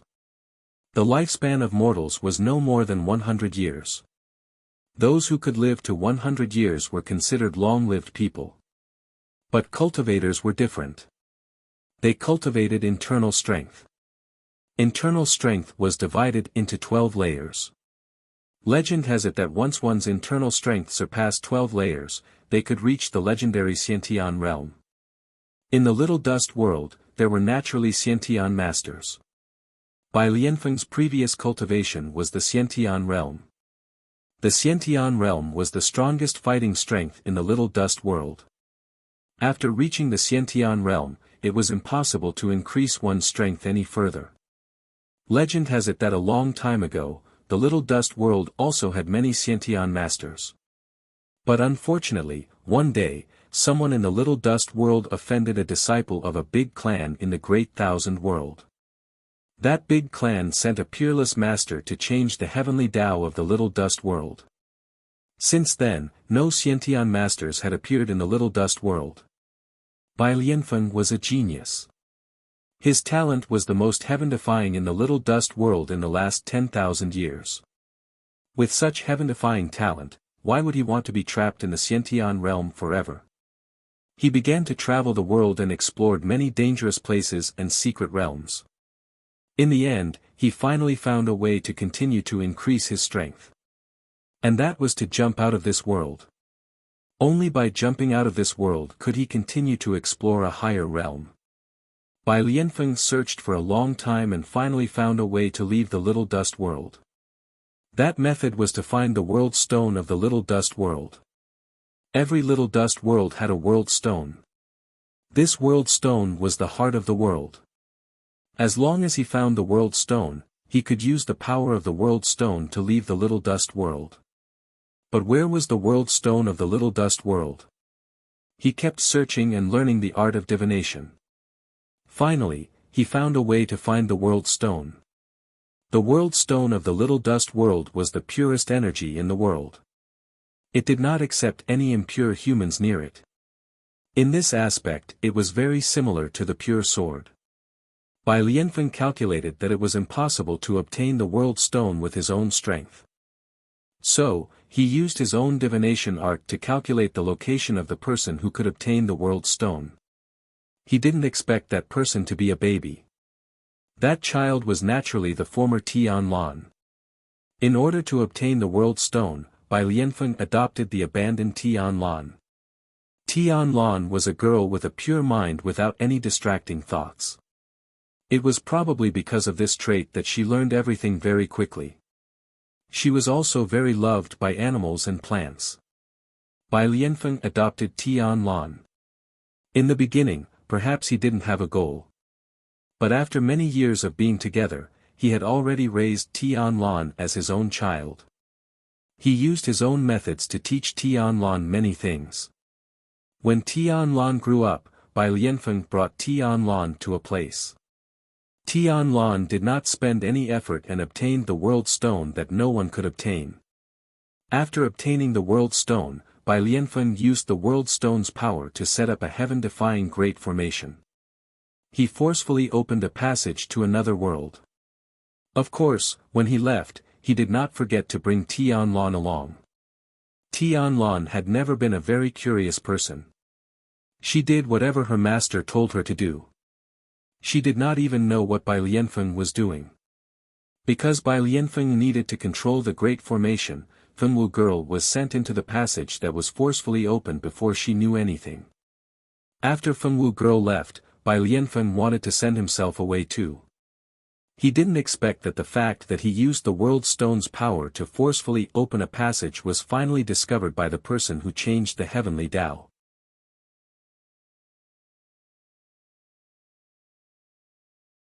Chapter 235. Bai Lianfeng did not see who that person was. She only saw a hand descending from the sky, and she even heard someone call him an ant that overestimated himself. The Little Dust World immediately crumbled, lightning flashed, and thunder rumbled. Countless cracks appeared in the sky, and the entire Mount Yuehua on the ground began to collapse. The little dust world was suddenly filled with whales, and countless creatures lost their lives in this disaster. As for Bai Lianfeng, his luck was pretty good. He managed to escape from the Little Chen world at the last moment. Whether the Little Chen world was completely destroyed or not, Bai Lianfeng didn't know. When he regained consciousness, he had already turned into a newborn brat. After passing through the world membrane of Little Dust World, he arrived at the Greater Thousand World. This world had a very complete heavenly Tao law. The people here were much stronger than Little Dust World, but the cultivation system was completely different. Bai Lianfeng began his cultivation path. He became stronger step by step. As he became stronger, he searched for his missing disciple. Until just now, he finally found her. Who would have thought that just because they had left the small world of magic for a short period of time, 1,000 years had passed in the Greater Thousand Realms. Moreover, both of their bodies were destroyed when they passed through the world membrane. The master and disciple were lucky enough to be reborn. After listening to Bai Lianfeng's story, Fengwu was silent for a long time. It seemed like she was digesting this information. Bai Lianfeng looked at his little disciple. He hadn't seen her for so many years, but she was still so silly. So that's how I came to be. Fengwu nodded. She didn't feel sad because Little Dust World might be destroyed. She also didn't feel sad because her master only took her in to use her. The master and disciple had been together for so many years. They already had a father-daughter relationship. Fengwu didn't care about the reason why Bai Lianfeng took her in and raised her. Those things weren't that important to Fengwu. Bai Lianfeng understood his disciple very well. He knew that Fengwu wouldn't be angry and wouldn't think too much about it. Otherwise, he wouldn't have told her everything so generously. Master, eat a bun. After getting the answer she always wanted to know, Fengwu girl was happy. She took out 2 buns, one for her master and one for herself. Bai Lianfeng calmly received it, and the 2 master and disciple each took a steamed bun, eating with relish. Fengwu had found her master, and Bai Lianfeng had also found her beloved disciple who had been separated from her for thousands of years. The master and disciple sat together, drinking tea and eating buns. The other students were not so idle. They were currently very busy with passing the examination. If it was said that Bai Lianfeng's test was set up to find Fengwu, then there was no danger or difficulty in it. It was just like going in for a sightseeing tour. However, the tests in the other 4 doors were not easy at all. The difficulty of each door was extremely high, and it was also very dangerous. If one was not careful, they would be sent out with heavy injuries. After a few hours, 2 people finally got the chance to be apprenticed to a famous teacher. Both of them were sorcerers. One was Irene, and the other was Zicheng. The 2 of them had successfully become the disciples of Melchior and Niger, the 2 powerful warlock saints. The sorcerers were extremely proud. Although the sword masters were also angry, they still had Fengwu on their side, who was even more powerful, so they could handle the situation. What's so great about you sorcerers? Our sword master, Fengwu, has successfully become the disciple of a demigod. What's there to be proud of? The 2 sides looked at each other fiercely. Unfortunately, neither side had the upper hand. Ajur yawned and stood outside the golden door, waiting for Fengwu to come out. This examination was dispensable to him. As the successor of the 4 god seals, his teacher had already been confirmed. This kind of examination was nothing to him. He just went in and walked around casually before coming out. Why hasn't Xiao Wu come out yet? Mo Gui stood beside Ajur, a little worried. Although this kind of examination was usually not dangerous, they had been in there for so long. Even those who had entered the gate to participate in the examination later had come out. Why was Fengwu, who had completed the demigod disciple examination first, not out yet? Mo Gui wasn't the only one worried. Ajur also frowned from time to time. Teacher, are you sure Fengwu will be fine? What can happen? This is Notre Dame du Starlight's territory. Behind every door is the hero who defeated the demon lord. What can they do to Fengwu? The teacher rolled his eyes. Children nowadays like to worry for nothing. Finally, just as Mo Gue and Ajur were about to burst out of their eyes, the golden door opened again. The Fengwu girl's familiar face finally came out. Xiao Wu, why did you take so long to come out? We were so worried. We thought something happened to you in there. Mo Gue was the first to rush up and yell. It's nothing. I saw my teacher, and then we chatted and ate buns together, Fengwu said. Congratulations. It looks like you really succeeded in becoming a demigod's disciple. You're so lucky. Mo Gue was very happy for Fengwu. Congratulations, Xiao Wu, you found a good master. Ajur was also happy for his friend. Fengwu had been taught by a great teacher. It was naturally something to be happy about.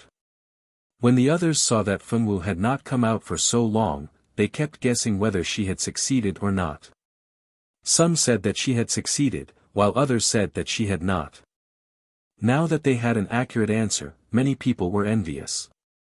Even Zicheng was a little envious of Fengwu's good luck. Many people dreamed of being accepted as a disciple by a demigod, but Fengwu had easily achieved it.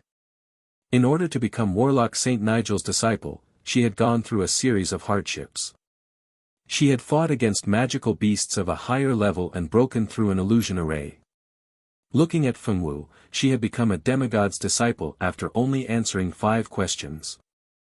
Compared to Fengwu, the process of becoming a disciple was much more complicated. Of course, Irene had many thoughts in her heart, but she still went forward to congratulate Fengwu.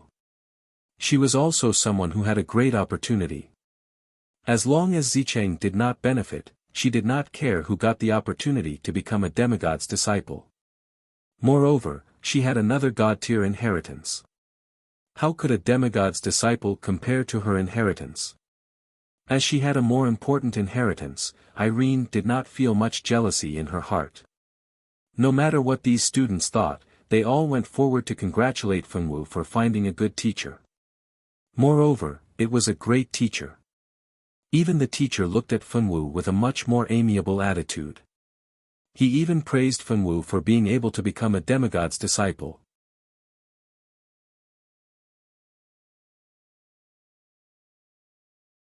Chapter 236. Of course, Zicheng and Irene, who passed the first and second door respectively, were also praised by the teacher. The 3 of them immediately became the model students, the representatives of this batch of new students. They followed the teacher to familiarize themselves with the Mirage version of Notre Dame du Starlight. The size of the Notre Dame du Starlight in the Mirage was exactly the same as the one in the real world. The only difference was that there was a forest outside the Notre Dame du Starlight. There were many magical beasts in the forest, and their levels ranged from high to low. The further they went, the lower the level they were. The closer they were to the center, the higher the level of the magical beasts. This forest was where the students of Notre Dame du Starlight usually practiced their actual combat. Every magical beast had the same combat strength as a real magical beast in the real world. They weren't easy to defeat. Normal new students didn't even dare to go near them. The teacher brought Fengwu and the others around the school and pointed out the places they couldn't go yet.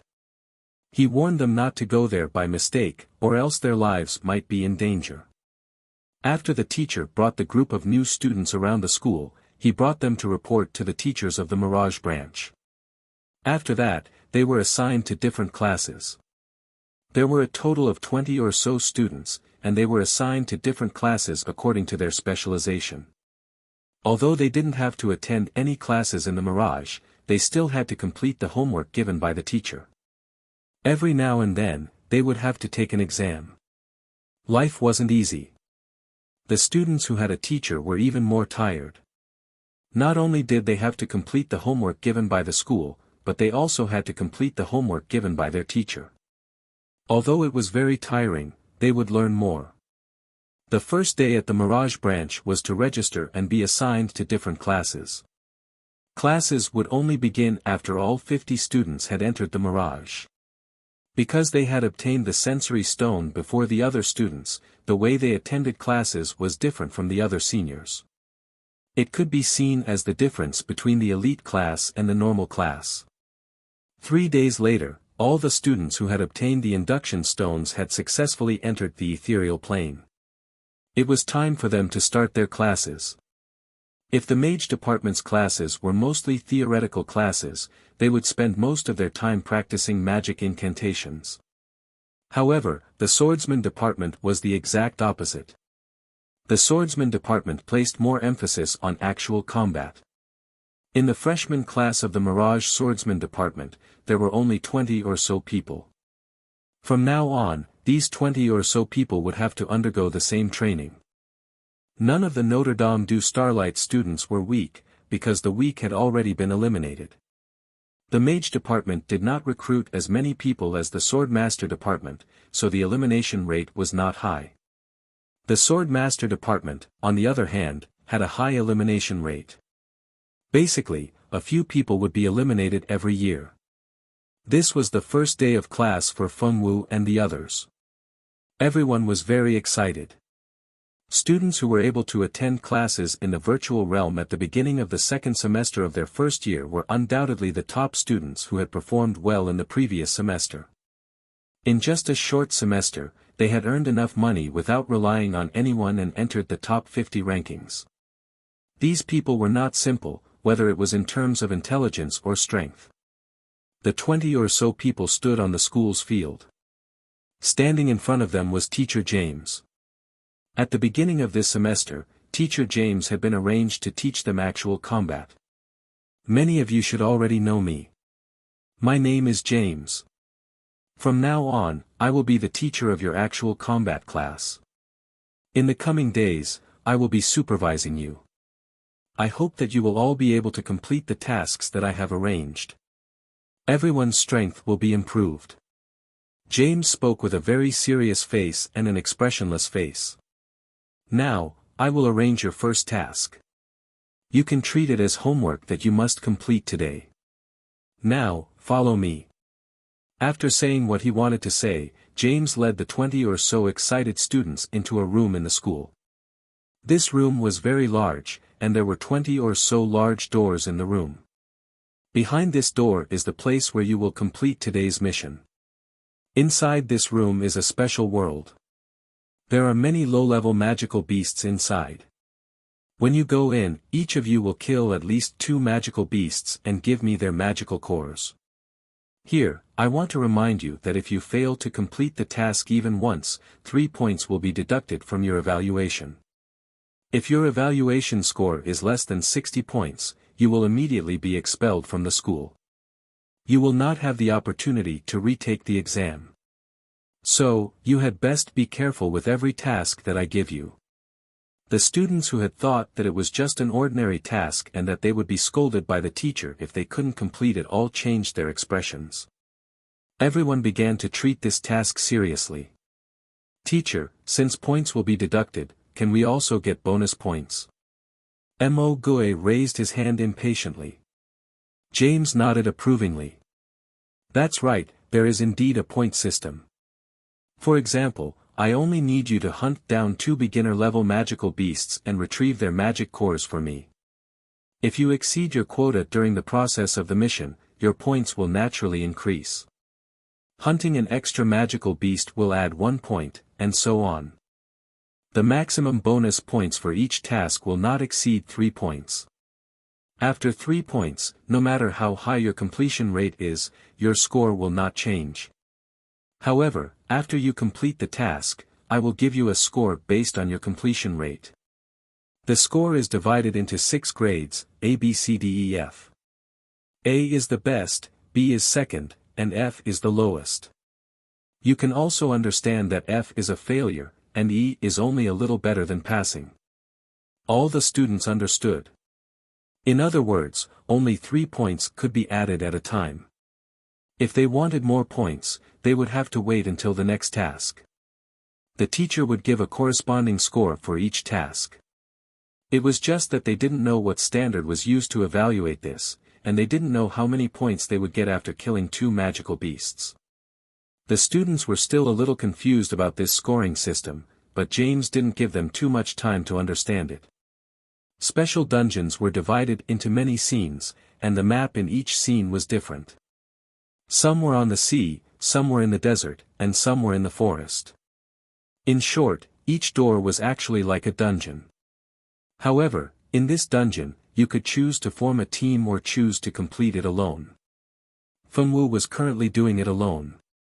This time, the scores were recorded individually, and the teacher didn't allow them to do the task together. Everyone could only rely on their own strength to complete the task assigned by the teacher.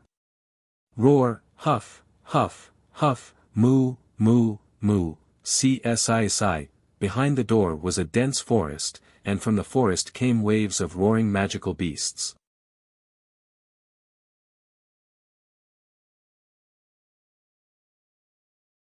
Chapter 237. More than 20 people didn't even have a chance to speak before they were thrown in by James. The magical beasts in this world were only at the beginner level. Although beginner magical beasts weren't considered strong, they were already considered very strong for a bunch of newbies who had just entered the academy not long ago. At the very least, with their current strength, it would be difficult for them to defeat one alone, let alone kill 2. Some of the 20 or so people were frowning, while others were full of confidence. Everyone, work hard. I'll go in first. A muscular male swordsman with a long sword in his hand was the first to enter the forest. I'll go first. A female swordsman followed. The 2 of them walked in without a change in expression, and the others also went into action. Xiao Wu, be careful. Good luck. Mo Gui moved closer to Fengwu and cheered her on. You too. Fengwu nodded. After the 2 of them said their goodbyes, they walked in different directions into the examination area. The forest was huge, and the shadows of the trees were thick. The lush trees blocked out the dazzling sunlight. Fengwu walked alone on this quiet path with a short sword in her hand. Somewhere in the special dungeon, James stood on a high ground and observed the reactions of the students below. Some people had already started fighting with a magic beast, while others were being chased by a powerful magic beast. Even more people were looking for their targets. Some of them were very cautious, while others didn't care. James could clearly see the expressions of these people. At his level, as a swordmaster, as long as he wanted to, he could clearly know what was going on within a radius of a few hundred meters. In the forest, there was a male student who had unceremoniously harvested a magic core after a fierce battle. He was currently sitting in a secluded area to rest. This male student was very cautious. His name was O Meng, and he was only a bastard son of a small family. Because he was bullied by his official mother and the young masters of the family, his monthly allowance was deducted by the servants. This allowed him to learn how to earn money to support himself at a young age, so the money-making mission given by the school wasn't that difficult for him. He obtained a good result in the top 10. Because he had achieved a good result, he received some attention in the family. His mother, who had been forgotten by his father, was finally remembered by his father. In order to let the mother and son have a better life in the family, he had to work hard. He couldn't fail. This time, and every mission in the future, he had to succeed. He couldn't fail.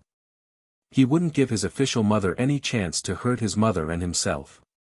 Phew. He carefully tore a piece of cloth from his clothes and used it to bandage his wound. The ethereal plane was very realistic, so he would still bleed and feel pain when he was injured. He had to find a doctor or find some medicine to completely heal his wound. In his current situation, it was impossible for him to find a doctor to treat him. He also did not know which medicine could treat the injury. In desperation, he could only do some simple bandaging to prevent his wound from bleeding too much. He still had to kill a magical beast to complete the mission. Before the mission was completed, he couldn't fall down because of his injuries. Oh Meng carefully hid himself in a tree hole.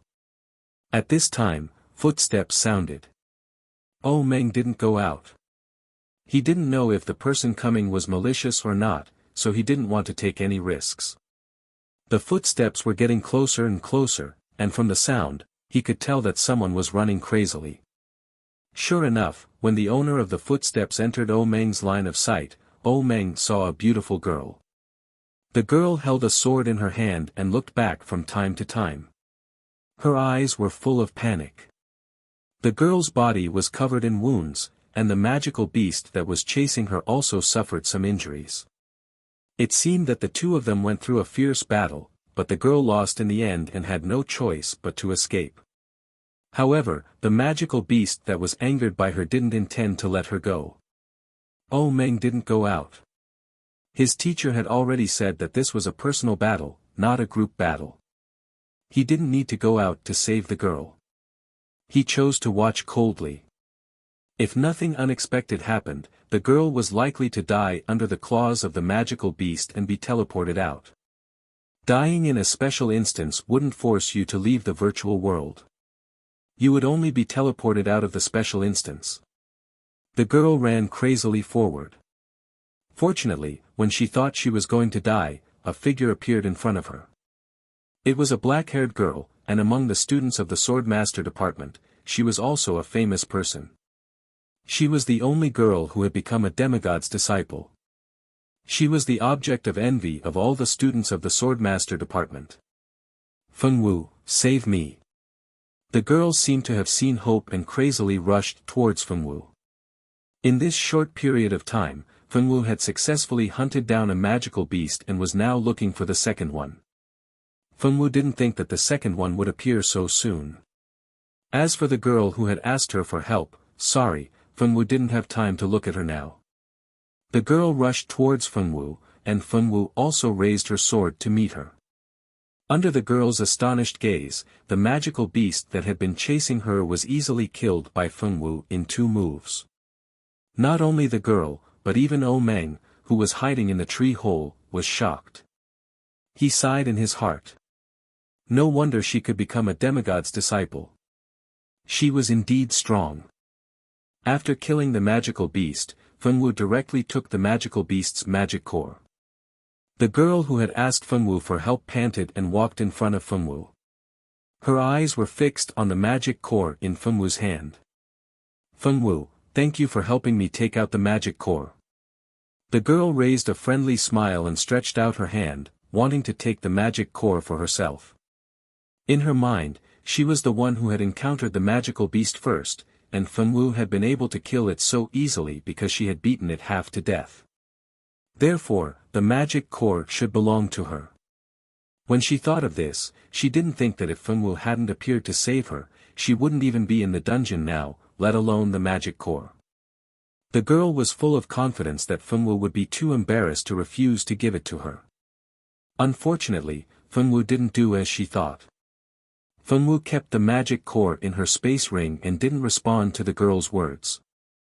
Fengwu, what do you mean? Don't think that you can look down on ordinary students like us just because you are a demigod's disciple. That's the magic core I fought so hard for. You have to return it to me. The girl didn't care about her injuries and shouted at Fengwu. Oh Meng, who had been hiding and watching the whole process, only had one thought. It was really hard to be a good person. It was very likely that kindness would be repaid with enmity. Fortunately, he didn't act like a hero to save the damsel in distress.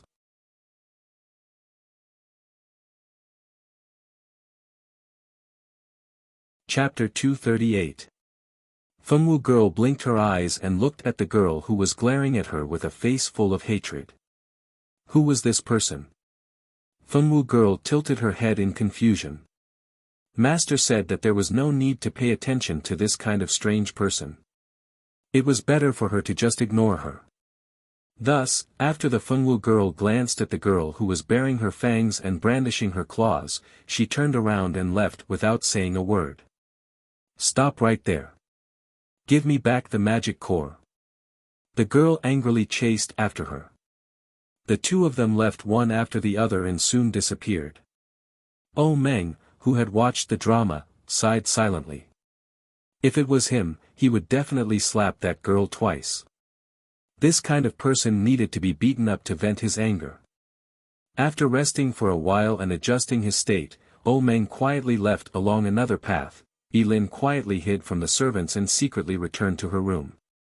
Just as she let out a sigh of relief, she saw her mother, Feng Tianjiao, suddenly push the door open and enter, giving Lin a fright. "Mother, what are you doing? You didn't even let the servants report when you came in. You scared me." Lin complained with dissatisfaction. Feng Tianjiao let her personal maid lead the others out. The maid who left helped the two close the door. In an instant, only Feng Tianjiao and Lin were left in the large room. "Speak, where did you go?" Feng Tianjiao's gaze swept over.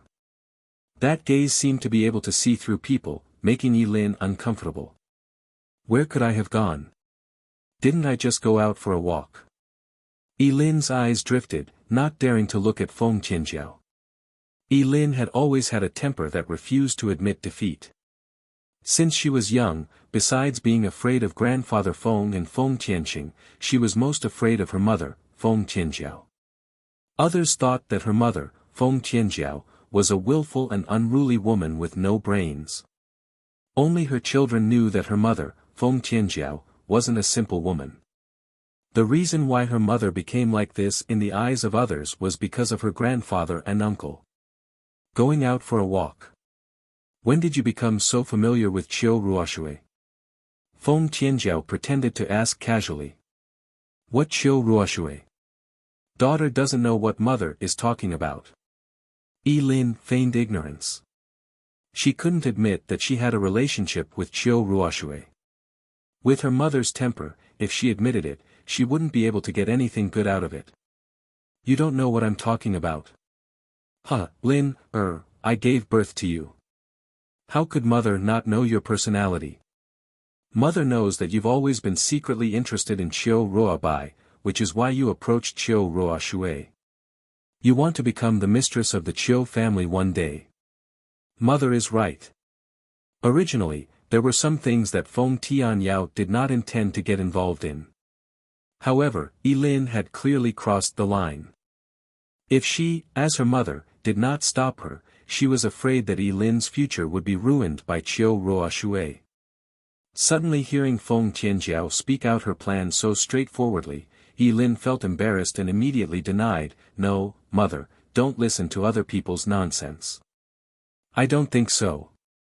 Bang!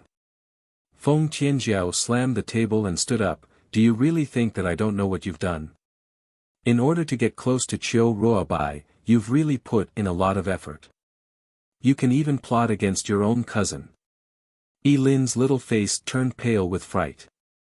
She didn't expect that her mother would know what she had done. "Mother! How do you know this? Girl, ever since Fenwu came back, you've been restless. After a few days, you mysteriously went to meet someone. Mother was afraid that you'd do something stupid, so I sent someone to investigate your recent whereabouts. Who knew that if I didn't investigate, I wouldn't have known. After investigating, I really found something incredible. Girl, you're really bold. You actually dared to work with Qiu Ruoshui to plot against your own cousin." Feng Tianjiao was so angry that she slammed the table again. Her whole body was so angry that her chest kept heaving up and down. Seeing that she couldn't hide it any longer, Lin couldn't be bothered to keep up the pretense. She went straight to the point. "Fine. I'll admit it. Together with Feng Tianqing, I tricked Feng Wu into eating a cake with pearl powder and gave her some dragon tea on Daughter's Day. But she's fine, isn't she? I really don't understand why she's fine. Clearly, dragon flower tea and pearl powder will cause people to have strong hallucinations when eaten together, but she's fine. Ruoshui and I've wasted our efforts." That day, she invited Fenwu to celebrate Daughter's Day with her. In fact, she wanted to plot against her. Even the desserts on the table that day were arranged by Qiu Ruobing. Her task was to bring Fengwu to that table. Everything went smoothly. Fengwu also ate their desserts with added ingredients, and she ate a lot. Unfortunately, she ate so much, but it didn't work at all. They originally planned to make Fengwu have strong hallucinations and finally lose face in front of the Empress and all the noble children. Especially on that day, the distinguished guests of the Silver Moon Ancient Kingdom would come. That was the best opportunity to deal with Fengwu. Although Yi Lin didn't like Fengwu, she didn't want to kill her. If Qiu Ruoshui hadn't promised that if she succeeded, she would often take her to the Qiu family to play and let her have a chance to get along with Qiu Ruobai. Who knew that things went so smoothly, but in the end, it didn't develop as she expected. Qiu Ruoshui and Yi Lin didn't know that Fengwu was the owner of the pure sword. The pure sword was the purest weapon in the world. Once the filthy and sinister things approached Fengwu, they would be purified by the pure sword. Although those desserts and tea were eaten by Fengwu, the pure sword would purify them immediately. In this way, it was impossible to hurt Fengwu. Unfortunately, Yi Lin and Qiu Ruoshui, who wanted to make Fengwu lose face, didn't know the truth. Is there something wrong with your head? How can you believe what Qiu Ruoshui said? She just wants to use you to deal with Fengwu. I swear, if Fengwu is really plotted against, the king and the empress will only find you. In the end, the unlucky one won't be the daughter of the Qiu family. Feng Tianjiao poked her forehead with her finger. She really didn't understand how she, Feng Tianjiao, could give birth to such a heartless child. She didn't have any plans at all. She was used by others but still helped them count money. No way, Ruoshui said that she would only clean up the mess. She would never let anyone find out that it was us who did it. Yi Lin said with some disbelief. She didn't want to believe it and didn't dare to believe it. If she believed it, wouldn't it prove that she had been fooled like a fool? People were like this.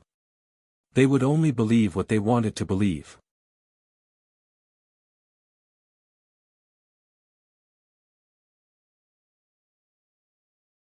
Chapter 239. Feng Tianjiao coldly snorted, I think they really did clean up their tail and swept it to your side. When someone investigates, you'll be a ready-made scapegoat.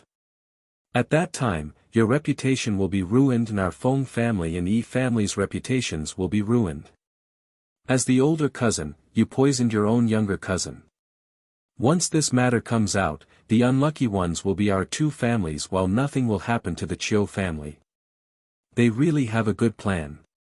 Hearing Feng Tianjiao's analysis, Yi Lin felt unwell. She didn't want to admit that she was being used. No, that won't happen. Ruoshui and I agreed that as long as I help her this time, she will help me pursue Brother Ruobai. Yi Lin said excitedly. Help you pursue Qiu Ruobai? Do you think that's possible? Think about how the Qiu family's two sisters looked at you before. With their arrogant temperament, how could they take a fancy to you? Dream on. The angrier she got, the more her finger poked Yi Lin's forehead a few more times. Yi Lin took a step back in pain and covered her forehead with red eyes. But they clearly promised me. The Qiu family is a large aristocratic family and Qiu Ruoshui is the daughter of the first wife. She can't be lying to me. She whispered. What, you still don't believe me? Let me ask you, when you went out to see Qiu Ruoshui, did she say when she would take you to her house to see her brother? She didn't, right? She didn't even mention this matter. Feng Tianjiao said with certainty. Yi Lin nodded weakly, she asked me out and asked me why Fengwu wasn't drugged. She asked me if I had done something. She threw a tantrum at me and left. I saw that she was so angry at this time, so I didn't dare to mention Brother Ruobai. Humph, now you understand. From the beginning to the end, she used a promise she didn't want to fulfill to bait a fool like you into doing things for her. Then what do we do? Qiu Ruoshui is too hateful. Mom, we can't just let it go.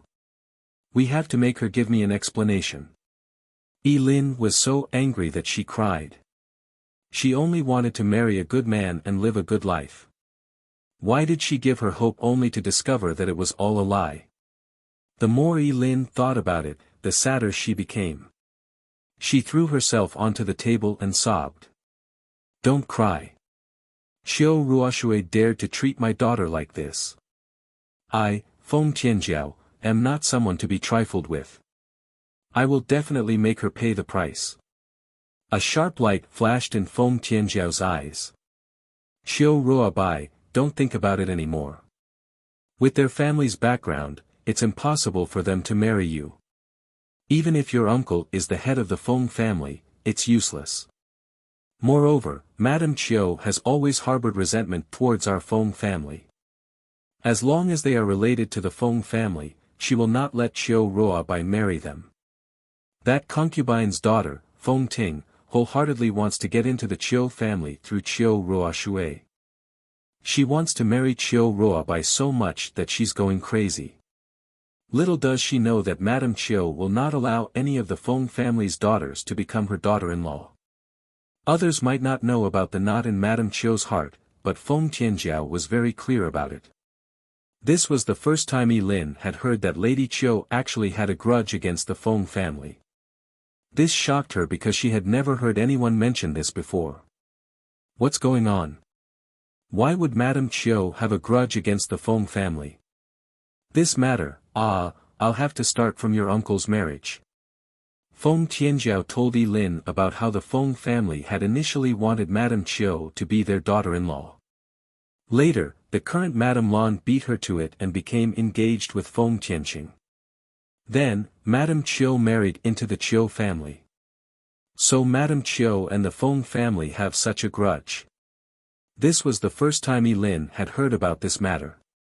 If she had known about this earlier, she would not have cooperated with Qiu Ruoxue. Mom, why didn't you tell me earlier? If you had told me earlier, I would not have agreed to help Qiu Ruoxue no matter what, Lin complained. You still dare to complain to me? How would I know that you didn't like any other boy and instead took a fancy to Qiu Ruobai? If she had known, she would have told her daughter first. Since you already know about this matter, stay away from the Qiu family in the future. Don't be so stupid and let others use you. Fortunately, nothing happened to Fengwu that day. If something really happened, your grandfather might have killed you. Feng Wuliu had always been a person who clearly distinguished kindness and grudges. Moreover, he was very stubborn. If the matter of Lin poisoning Fengwu really happened, it would be natural for Feng Wuliu to clean up the family. Hearing Feng Tianjiao's words, Lin was really scared. Her stern grandfather had always been the person she was most afraid of. She did not doubt that if this matter was exposed, there was more than a 50% chance that her grandfather would directly kill her. The more she thought about it, the more scared she became. The more she resented Qiu Ruoxue and her sister. Qiu Ruoxue, you have always treated me, Lin, as a fool. Don't think that I will just let it go. This matter is not over yet. Just wait and see. At this time, the Feng family was also very lively. Today, Master Feng announced a big matter. Feng Tianqing was hired by the Notre Dame du Starlight to be a teacher, and Feng Yanran would also go with him. Because Feng Tianqing sacrificed 20 years of his youth to protect the peace of the human world, Feng Yanran received the opportunity to enter the school without taking the exam. 2 days later, Feng Tianqing and Feng Yanran, this pair of mother and daughter, would leave the Feng family. Everyone in the Feng family congratulated Feng Tianqing and Feng Yanran, but Feng Ting was very uncomfortable in her heart.